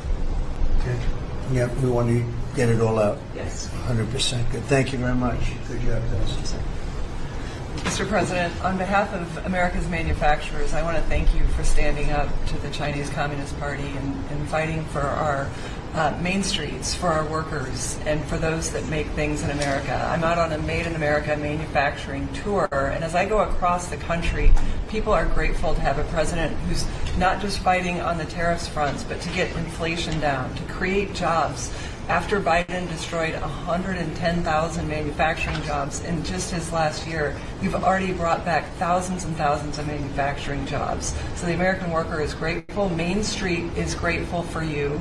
And at the agency level, we're making sure that manufacturers have access to the capital they need, but we can't do that if we're not fighting fraud. So we've modified our loan applications to have citizenship verification, to make sure we have birth dates, common sense principles around lending that the Biden administration had waived. They waived $450 million of fees in 1 year. We're restoring that for the American taxpayer. And the American taxpayer, as tax day approaches, April 15th, they need to know that this cabinet, this administration, and thank you Elon Musk and Doge for fighting for the American taxpayer to make sure that their hard-earned dollars are well spent, that they have a return on investment for this country, and that we're fighting for them just as you are every single day. So thank you, Mr. President. Thank you very much.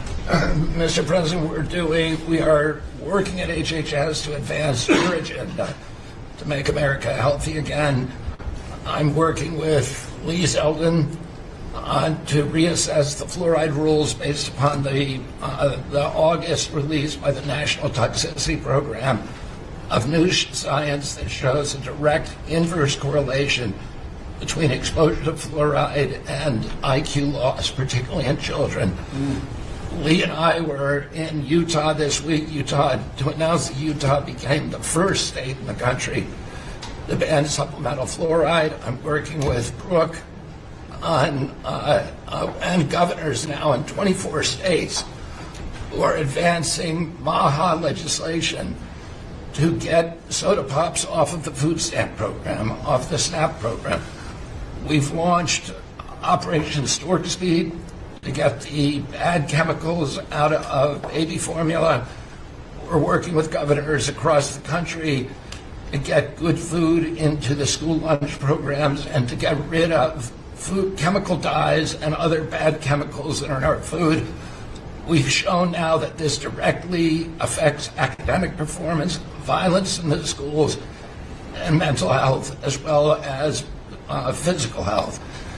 We are working with governors across the country to get cell-to-cell or bell-to-bell legislation to restrict the use of cell phones in schools, which again dramatically impacts academic performance.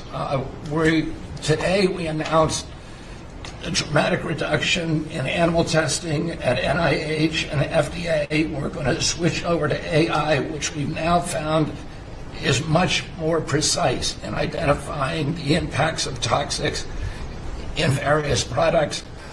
We're working with Elon, who's done an incredible job to eliminate the redundancies and to streamline operations at all the health agencies and to recalibrate our trajectory to your agenda of making America healthy again. And finally, the CDC has done an amazing job at getting the measles outbreak under control. We have about 680 cases now in 22 states, compared to the same outbreak in Europe, which is 127,000 cases and 37 deaths. Our numbers in this country have now plateaued. And I want to thank CDC for that. And we're trying to refocus the press. We've had 3 measles deaths in this country over 20 years. And we're trying to refocus the press to get them to pay attention to the chronic disease epidemic as you've asked us to. We have now 38% of American youth are pre-diabetic. This was unknown 30 years ago. Every child that becomes diabetic, there should be a headline about them. We have 100 million adults who are pre-diabetic or diabetic. And we have, we have now, the autism rates have gone from now most recent numbers we think are going to be about 1 in 31, from 1 in 12, so they're going up again from 1 in 10,000 when I was a kid. And we are going, at your direction, we are going to know by September. We've launched a massive testing and research effort that's going to involve hundreds of scientists from around the world. By September, we will know what has caused the autism epidemic, and we'll be able to eliminate those exposures. So big. Think of that. So there was 1 in 10,000 children had autism, and now it's 1 in 31. Not 31,000, 31. That's a horrible statistic, isn't it? And there's got to be something artificial out there that's doing this. So you think you're going to have a pretty good idea, huh? We will know by September. There will be no bigger news conference than that. So that's it. If you can come up with that answer where you stop taking something, you stop eating something, or maybe it's a shot, but something's causing it. It can't be from 10,000 to. Can you imagine that, Martha? That's a big number. Thank you very much. You're doing great. Thank you, Bobby. Please. Well, Mr. President, one of your primary administration goals is to make sure that we unleash American energy, and of course the strategy behind that is when we do that, it helps make it more affordable for all Americans. Energy isn't just industry, it is the foundation of every other industry, whether it's food, manufacturing, clothing, transportation.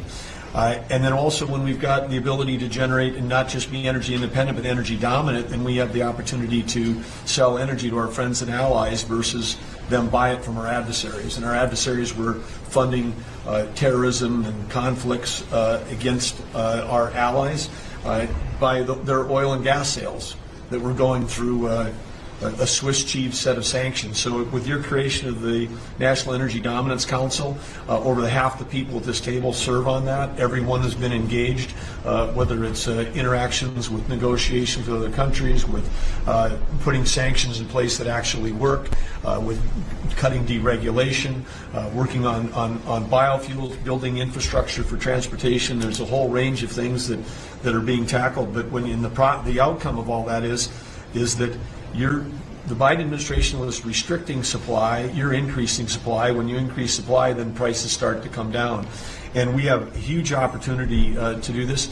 Just in interior alone, there's 500 million acres of surface, 700 million acres of subsurface, and 2.5 billion acres of offshore. And the Biden administration was trying to restrict this so that you couldn't get a timber lease, you couldn't cut a tree, you couldn't graze a cow, you couldn't develop oil and gas minerals, and you couldn't develop the critical minerals we need for our technology, for our defense industries, and to be able to help us win the AI arms race against China. So we're opening up this, and with your executive orders and your work, we've on Tuesday, historic day, you ended the war on beautiful clean coal, which has been going on since Obama took office. China gets 60% of their electricity from coal. They're opening up they've opened up 94 gigawatts of coal in the last year as part of this AI arms race. 94 gigawatts, that's enough for 94 Denvers. To be able to, 1 gigawatt per metro area like that, it's unheard of. So we have an opportunity under your leadership to come back. The Gulf of America had its first offshore lease sale, which is scheduled for later this year, but that was, the industry loved that because we're now, the Gulf of America is now open for business again.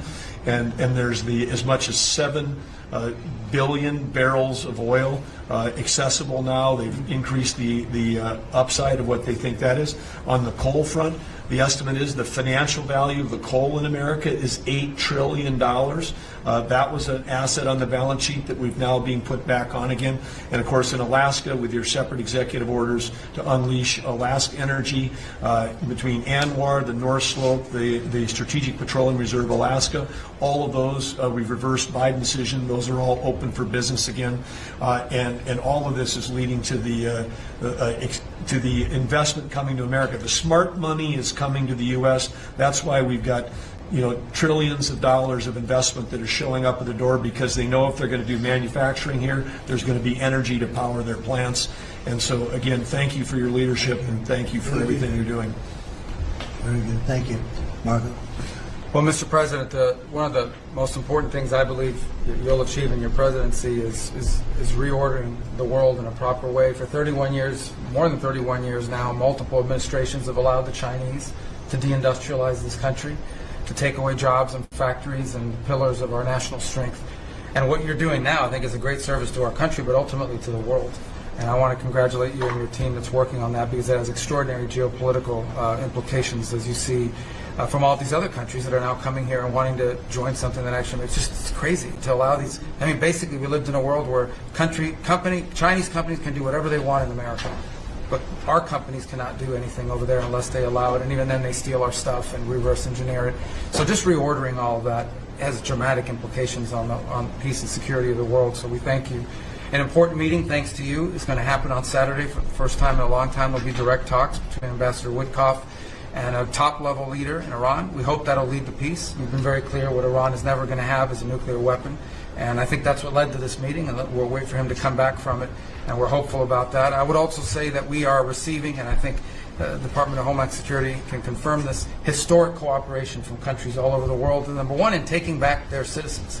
Every country in the world has to take back people that are illegally in another country, and we have countries that refuse to do it or will kind of ignore our calls.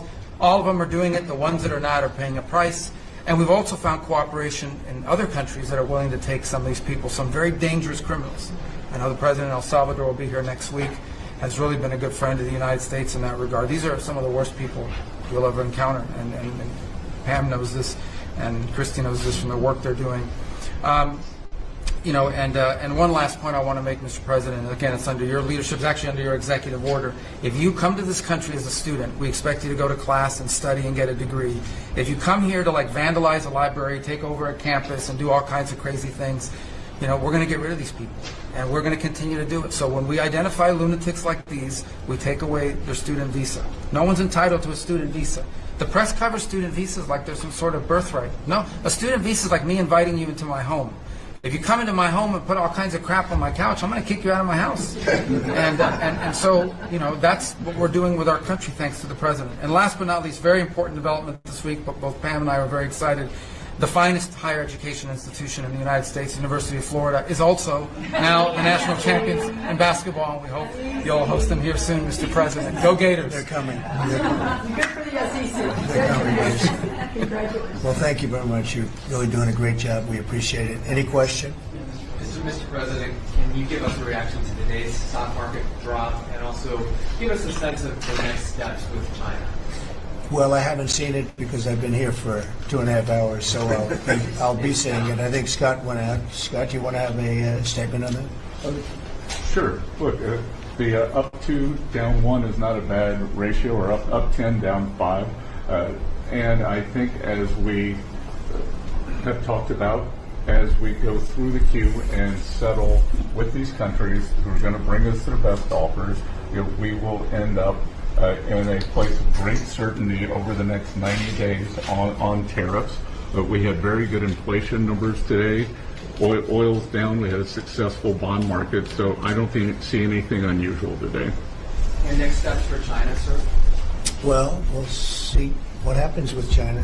We would love to be able to work a deal.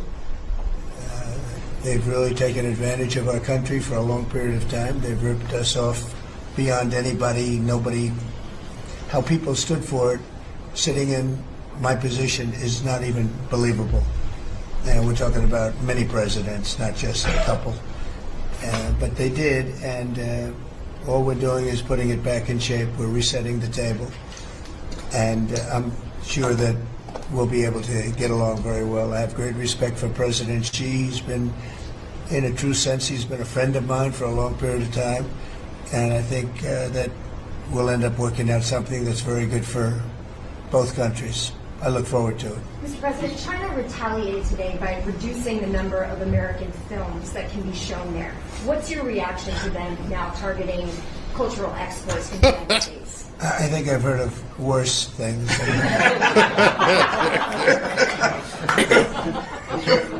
Yes, please. Also on China, Ukrainians say they have.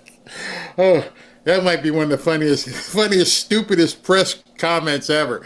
So what she was referring to is that China's pissed off that, what's going on, so they're not going to let any more films from Hollywood be shown in China. You're asking President Trump, what's his feeling about Hollywood films not being shown in China? That's why everybody laughed at you. Yeah, I think that's way down on our list. If you took a poll, that's probably 196 or something. Hollywood movies not being shown in China. You're lucky they're shown in America. They completely suck. Seen Snow White? These people, man. That Chinese soldiers being found fighting for the Russians in Ukraine. Can the US verify this? And if so, what does the US plan on doing to China to combat that? We'll look into it, but I think beyond that, we're really looking to get that war stopped. They're losing 2,500 and even more than that young people a week. They're Russian and they're Ukrainian. They're not American, but they're people. And we're seeing if we can get it stopped. And I think we're making progress. I appreciate the ballerina who was released. It was at the request of a very good friend of all of ours, actually. Dana White called me and he said it's the friend or the relationship of one of the fighters for UFC or one of the fighters. And Dana's an incredible guy, and we spoke to President Putin about it, and they made a deal. They released the young ballerina, and she is now out, and that was good, so we appreciate that. We hope that we're going to be able to make a deal relatively soon with Russia and Ukraine to stop the fighting. It's so senseless. It's such a horrible thing. It would have never happened if I were president, but it did happen, and we were given that card, and I think we're going to get it. I think we're going to get it stopped. Got to get going. We got to get it. We have to move it faster. Likewise with the hostages. We're making progress. There's 59 hostages, but only 24 of them are living, and that's the way it's been presented to me by the mothers of some of the dead, mothers and fathers of some of the dead hostages, and they want the bodies of their baby, as they say, their baby, They're young boys. They want them back as much as if they were alive. It's amazing, because when I met the hostages 2 weeks ago here, I couldn't believe what they had to go through, by the way. But when I met them, they said, yeah, there's 59, but 24 are living. And they actually consider, I guess if you're a parent, you do consider it this way, that the remainder who are dead, the 24 that are alive, the remainder that are dead, they want them back just as much as they would want them back if they were alive. It's really pretty amazing and pretty sad. So we're getting close to getting them back. We have a lot came back. A lot of people are very grateful. Some came back in pretty bad shape. Some came back, they're okay. I think they're going to be scarred mentally for a long time, because if you sit down and talk to them, as I have, what they went through is incredible. But we're making progress. We're dealing with Israel. We're dealing with Hamas, and it's a nasty group. Mr. President, how close are you to the first country coming to actually make a deal with the United States over tariffs? Is it days, months? Well, I think it's very close, but we have to have a deal that we like. We don't want a deal that's going to be a bad deal, or I could make every deal in one day if I wanted to. I could do this all in one day. I could just say, here's what we'll do.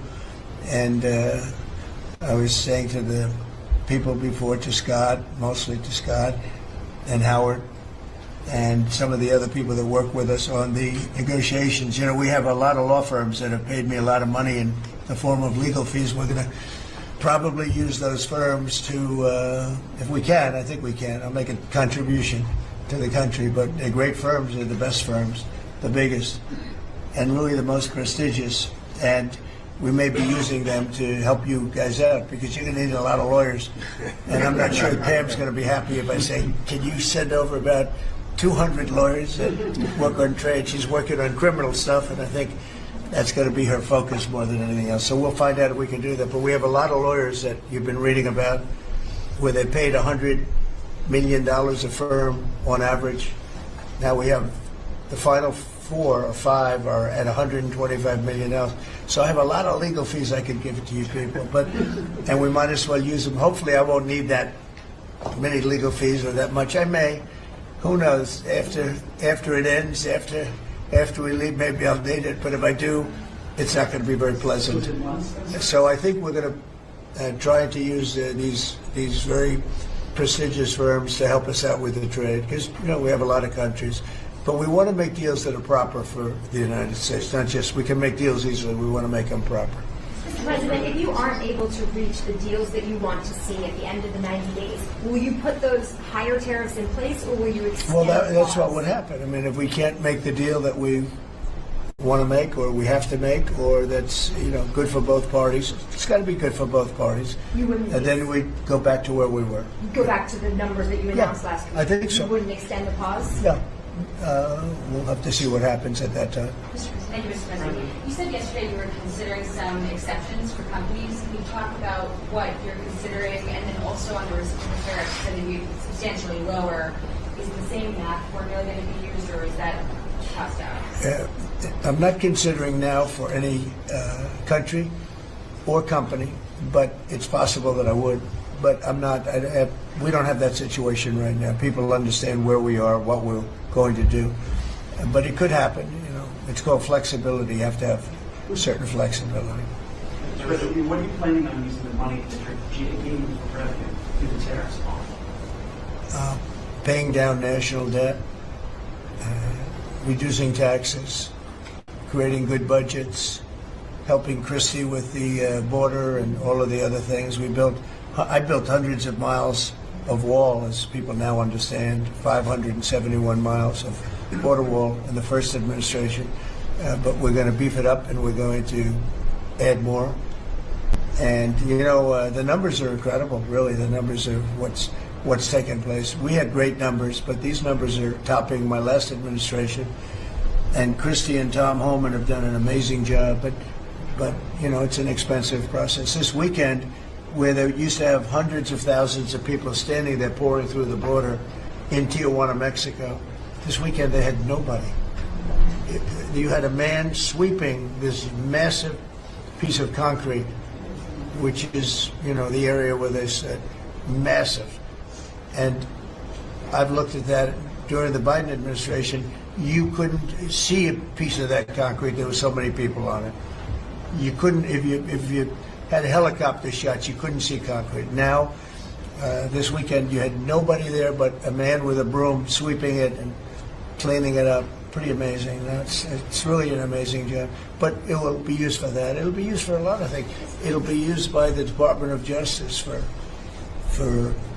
doing a great job. Pam is doing a fantastic job. So it's going to be used for a lot of different things. Mr. President, on the 10% tariff, is that a basement? Is that the It's a baseline.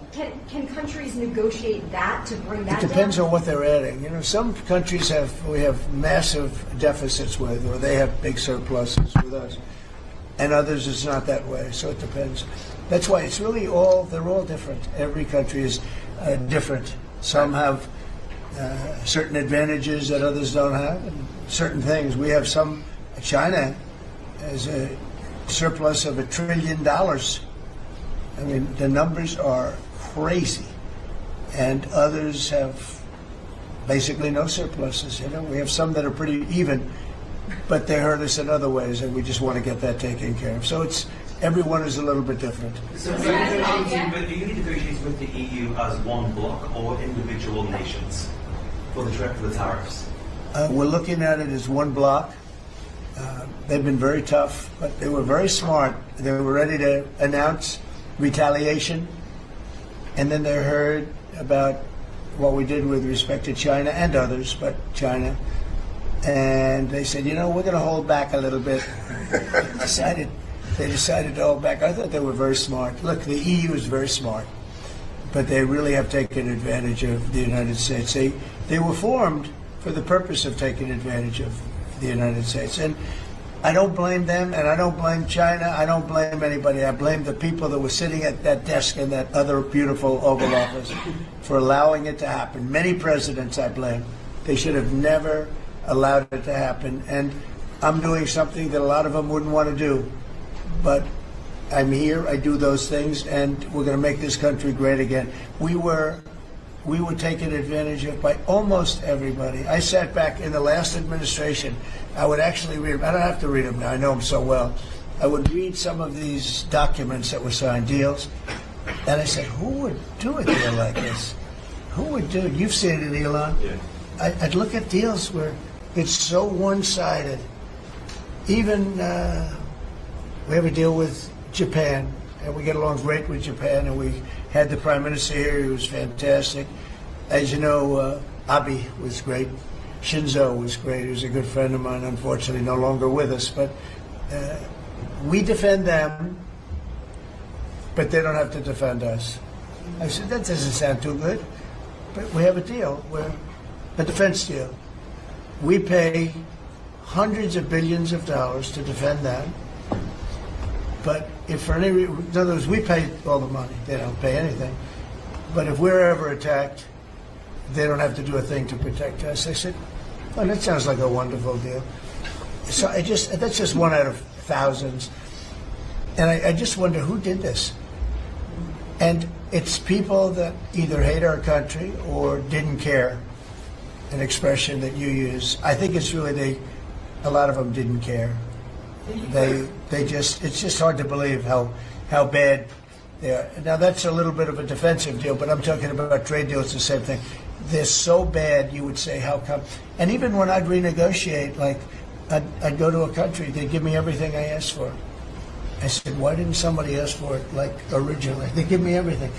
I think when they were negotiating, they didn't care, or they didn't ask, or they were shy, or they were very stupid, or they hate our country. Yeah, go ahead, Jim. You were speaking about Japan. Can you clarify what your vision is for U.S. Steel? You referenced it yesterday. Yeah. There were some questions about what you actually want Sure. to see. Look, U.S. Steel is going to do very well now because of tariffs, and I don't know why they even need a deal. But the only thing is U.S. Steel, if you go back 80 or 90 years, that was a behemoth in this. That was our biggest, most... if we were around, we would have been very proud of it. Today we have different types of companies that are big. Google, It's not the same as U.S. Steel. And I love Google, and I got to like the people that run it. They're very capable people. They didn't like me so much in the first administration, but they like me a lot now. I don't know what happened, but I like them. But, you know, I think they would be the first to admit, when I envisioned, you look at some of those steel factories from 90 years ago, it was a different kind of a country, but they were miles long. Today you see just empty hulks. Those hulks are going to be filled up very soon because of what I'm doing with tariffs. It was a different kind of a thing. But if I didn't do that in the first term, my first term, if I didn't put tariffs on, we would have, because China and others were dumping steel, billions of dollars of steel. Our steel companies were all closing. Every fact, we wouldn't have one steel plant open. And now we have a steel industry that's doing very well, but soon it's going to be thriving, really thriving. And those factories are going to be filled up, but more importantly, they're going to build brand new ones. Nucor and so many other companies call me, Nucor being a big steel company. They're building massive new steel plants, and it's great. And likewise, car companies. We have many, many car companies. 3 of them, I'm not looking to hurt Mexico, and I like Mexico. And by the way, I think the new president is a terrific person, a fantastic woman. We've had many conversations. She's a very elegant, just a fantastic person. And she's been very nice, very, very nice. But I'm not looking to hurt them, but we have 3 car plants that were under construction in Mexico. They stopped constructing, and now they're going to build in the United States because of tariffs. See, we should have never let this happen, because whoever it was that was president at the time, we lost 90,000 plants and factories since NAFTA. 90,000. It's not believable. How about that, Laura? You know, you're in that sort of world of factories and Build back plants. manufacturing, construction jobs, bringing those workers back home. That's right, we're going to bring them all back. But think of it, from that period of time, which isn't so long ago, we lost. I said the other day, if you had a map on a big wall like this, and if you had pins, 90,000, I don't know if you'd have enough. I don't think you'd have enough room on the map to put the pins. 90,000 factories that we've lost since NAFTA. And it's not even, and about 6 million jobs, really, I think probably a lot more than that, but they say 6 million jobs. We're going to bring many of that back. I think we're going to bring more than all of it back. We're going to be better and stronger than ever before. But if a president, when they were leaving, said, look, you can leave, but if you're going to build a factory someplace else, and you think you're going to come and sell your steel or your car or any product that you make, your pharmaceuticals, which we're going to do, we're going to get them all back. But if you think you're going to just, all they had to do is say this, and they wouldn't have left. You know, I said it the other day. I said it with respect to, I made a speech a year ago, and I told them if I win, we're going to charge a big, big tariff at the border. And people were thinking about building in Mexico a car plant. And I said, we're going to have a big tariff. So if you want to build a car, you're going to have to pay 25% more than the cost of that car. You're going to have to pay 25% tariff at the border. They would have never left. They could have kept everybody. If a president said, if you leave this country, you leave Michigan, you leave Detroit, you leave anybody, any of our states, because to me they're all the same. I love them all. I love them all, and I probably won them all, but they say I won most of them. I think I won them all, but that's okay. But all you had to say if you were the president is, if you leave and you think you're going to now fire all those workers, leave all that, you know, everything behind, and you're going to build in another country and sell it and no, you're not going to. You're going to pay 50% or 100% tariff. They would have never left. And all you had to say, Marco, all you had to say very simply is, you don't have to write it down. All you have to do is say it verbally. If you leave, you're going to pay 100% tariff. Therefore, don't leave. They would have never left. But they left 90,000 plants. I mean, it's hard to believe that many. It's not, you can't envision it. So just getting back to your, because I'm the great weaver of all time. To weave, you have to be a genius. To go on tangents, anybody can do that. But we'll get back to your original U.S. Steel. U.S. Steel is is a big name in this country. It's Babe Ruth is a big name. We have a lot of big names, but not too many. U.S. Steel is one of the great names in the history of our country. And normally I wouldn't mind so much. I wouldn't be thrilled with it. But to buy for a foreign country, and we love Japan, but for a foreign country to buy that cherished U.S. Steel brand, that's hard for me to do. And maybe somebody else may want it. The company Nippon that's involved with it is a big, powerful company who do a good job. But why can't they just build a plant themselves? I mean, why do they have to, take U.S. Steel? So as you know, I rejected the deal. Now they've come back in a different form. They're coming back as an investor. And I feel better about that, I guess. But, I know them very well. I know the thinking. It's the investor.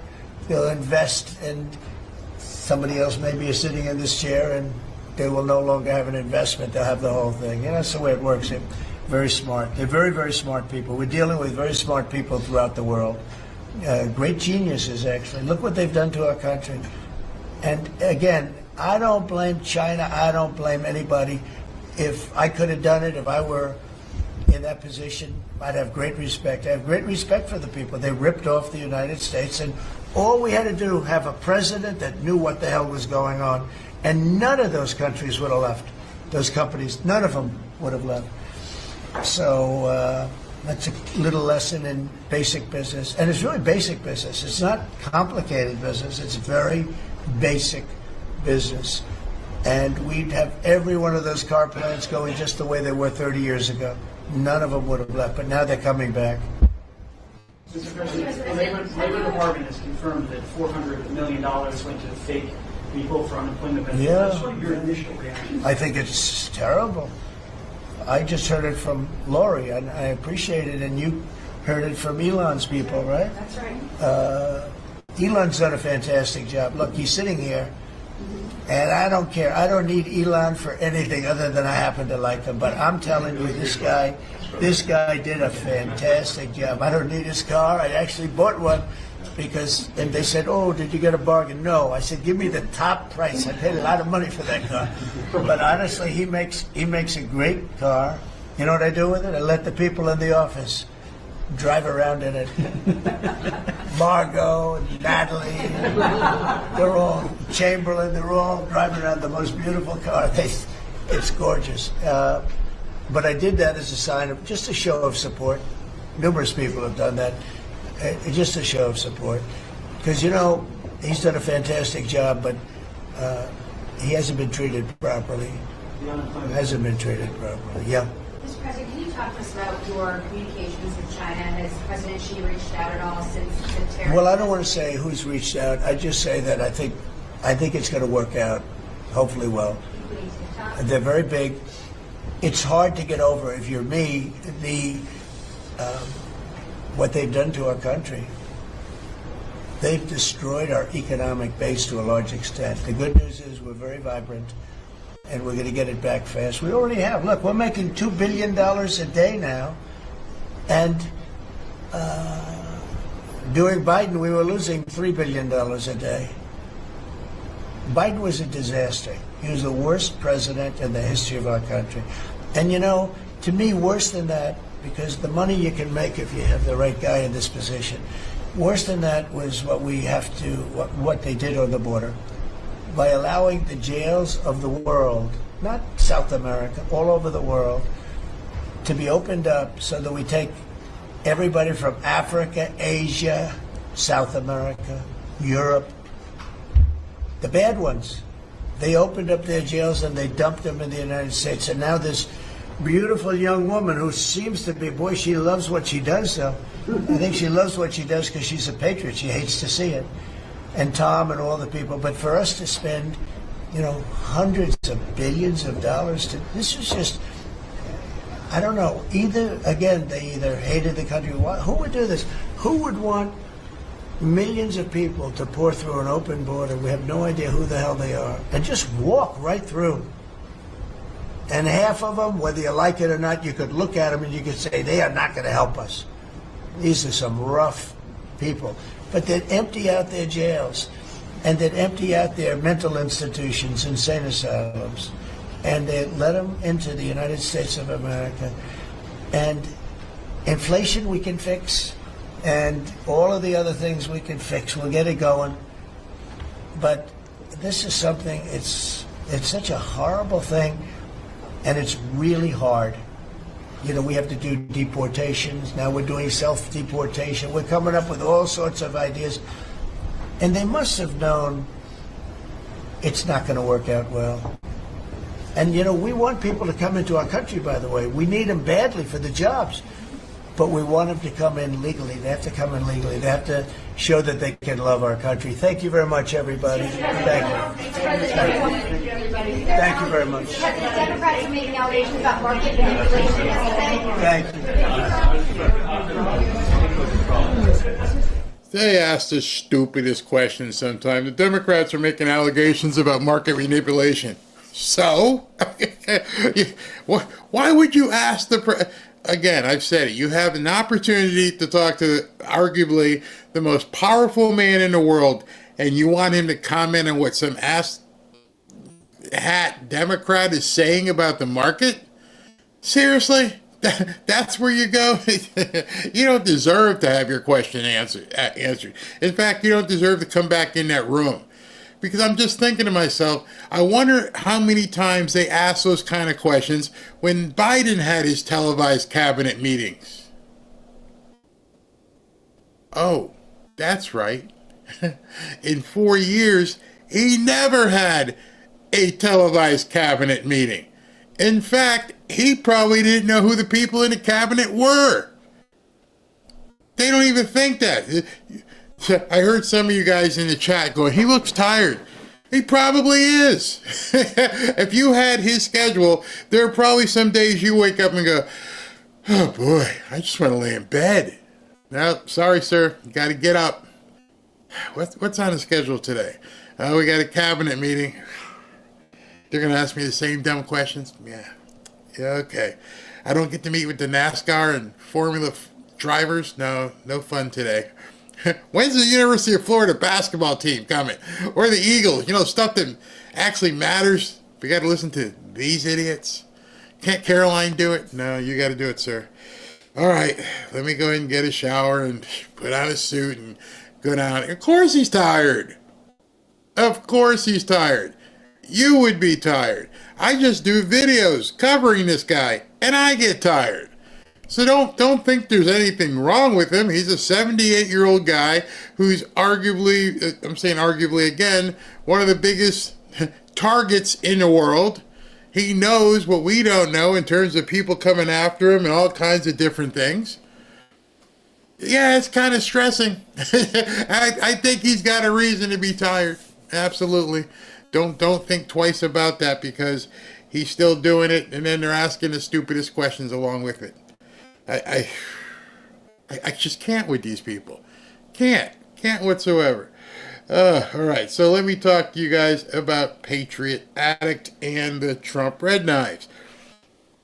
Folks, Trump is in office, kicking butt, taking names. It's only going to get better from here. As a celebration, Patriot Addict is sending our free Trump Red Knives to people who voted for Trump and support President Trump. Just scan the QR code to either, I guess, your left, my left, it's over here. This is just their way of saying thank you for supporting him and being part of this moment in history. Normally, this knife retails for $70, but you can grab it just for the cost of shipping, which people are telling me is $13.99. All you got to do is scan the QR code over here or visit berryknife.com. to apply your 100% off coupon and claim your Trump knife today before they're all gone. And we've been moving them. They've been moving. Again, that's berryknife.com, or scan the QR code right here to grab yours for free just for the cost of shipping. Now I do my Vanna White hand model routine, changing hats here. This is the Trump knife. Let me just show it to you so you can see it. And then I'll pull it out without cutting myself. It's got some really good weight to it, and I'm doing it sideways so you can see it's a really big knife. It's not any little kind of thing. On the side here, it's got the blade so you can cut a seat belt should you get stuck. And you can also pop out a window in case you need to pop out a window and swim away from alligators getting in your car after you drive it into a canal down here in Florida.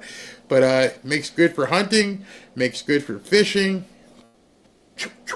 makes good for a lot of things.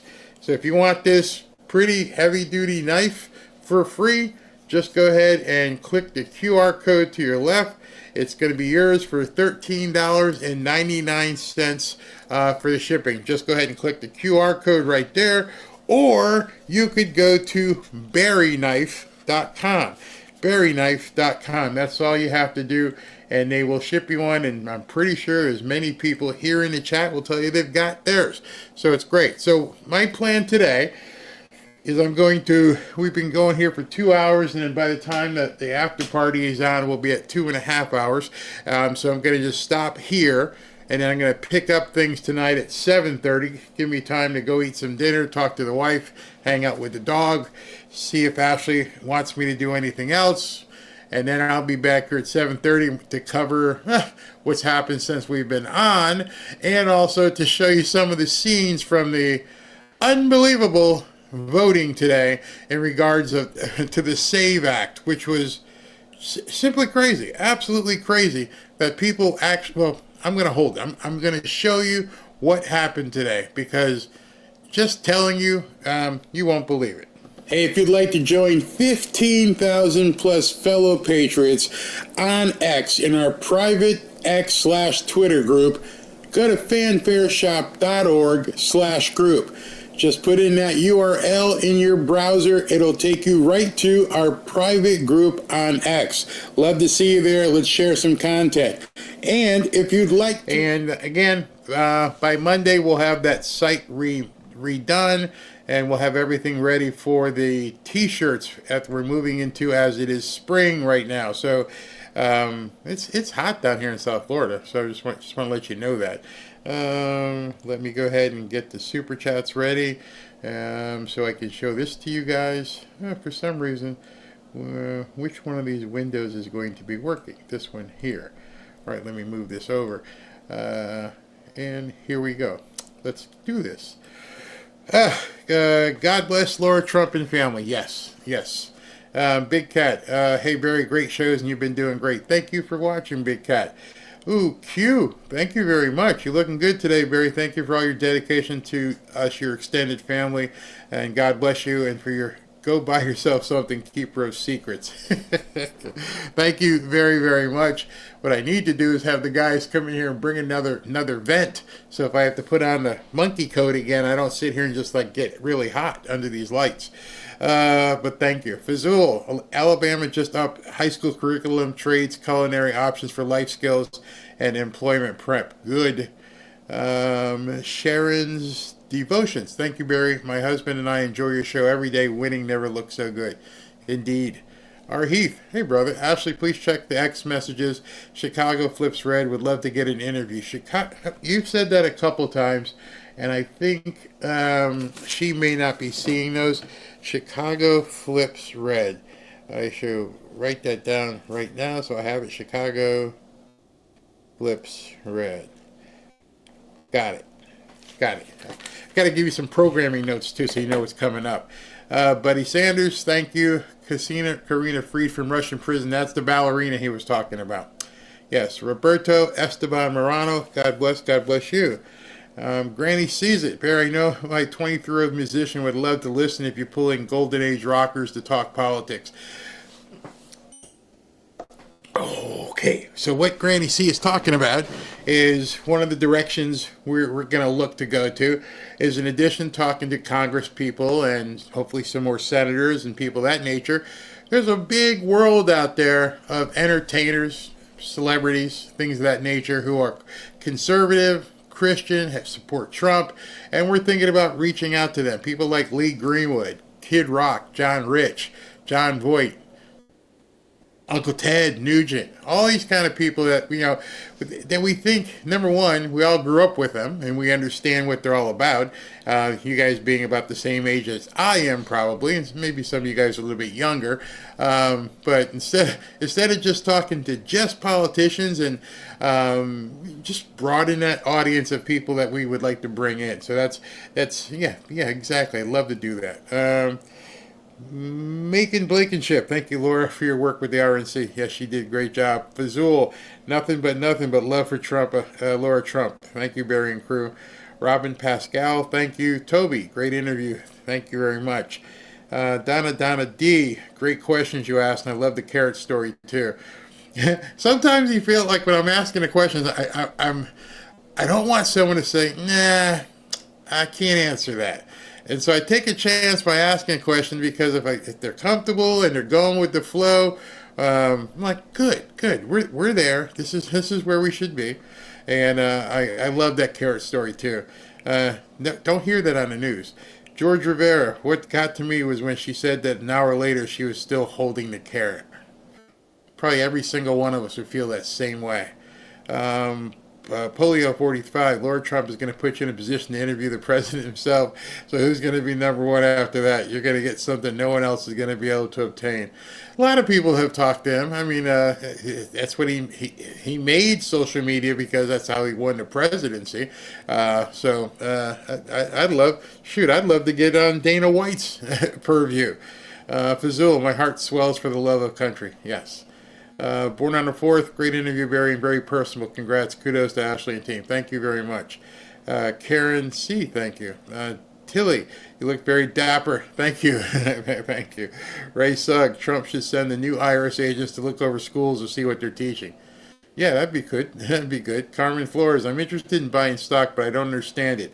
How about giving a short class on your podcast? As I'm not licensed, and I would never want to get sued, how about I bring somebody on who can tell you that? So I'll look into that. Elsa Neptune, just like, I could tell you about gold, but I'll let Kevin McDemerit come on, who's actually the CEO of Lear, and that's why I have that conversation. So I'll find somebody that we can bring on who can openly, I know who. Ashley, if you're still watching, let's bring Peter St. Ange back on. Redeemed Patriot. Where'd that go? Barry, that interview deserves a twerking dance in it. God. Brad Crane. True friends don't turn their back. True. Barry, you and the team are the president's most dedicated channel. You deserve an interview. Thank you. Now him, I would probably have to take a Valium or something because I'd be like, but I did notice something. Hold on. I did notice something she said. Granted, she's a Trump.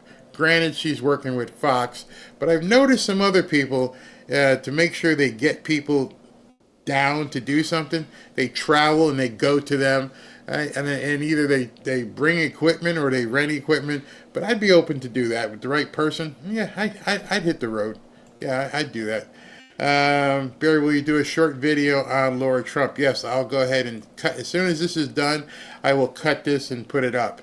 Good afternoon. Where am I? Oh, Barry, good afternoon. Oh, Victor Malmstrom, God bless you and Trump. Thank you. And Barry, could you see about getting Byron Donalds on the show? Yep, I think he would be great as well. Especially he's here running in Florida. And Debbie Shaljajan, best show ever. Wow. Thank you very, very much. So I'm going to see you at 7:30. Going to grab something to eat, hug the wife, pet the dog, do all that kind of stuff. And wait a minute, I forgot when something just came in late. Tin Lee, thank you very, very much. Thank you very much for that. All right, and I'll be back here at 7:30. We'll talk about the news that happened today. Those of you who are going to stick around, enjoy the after party, talk amongst yourselves, and then I'll see you at 7:30.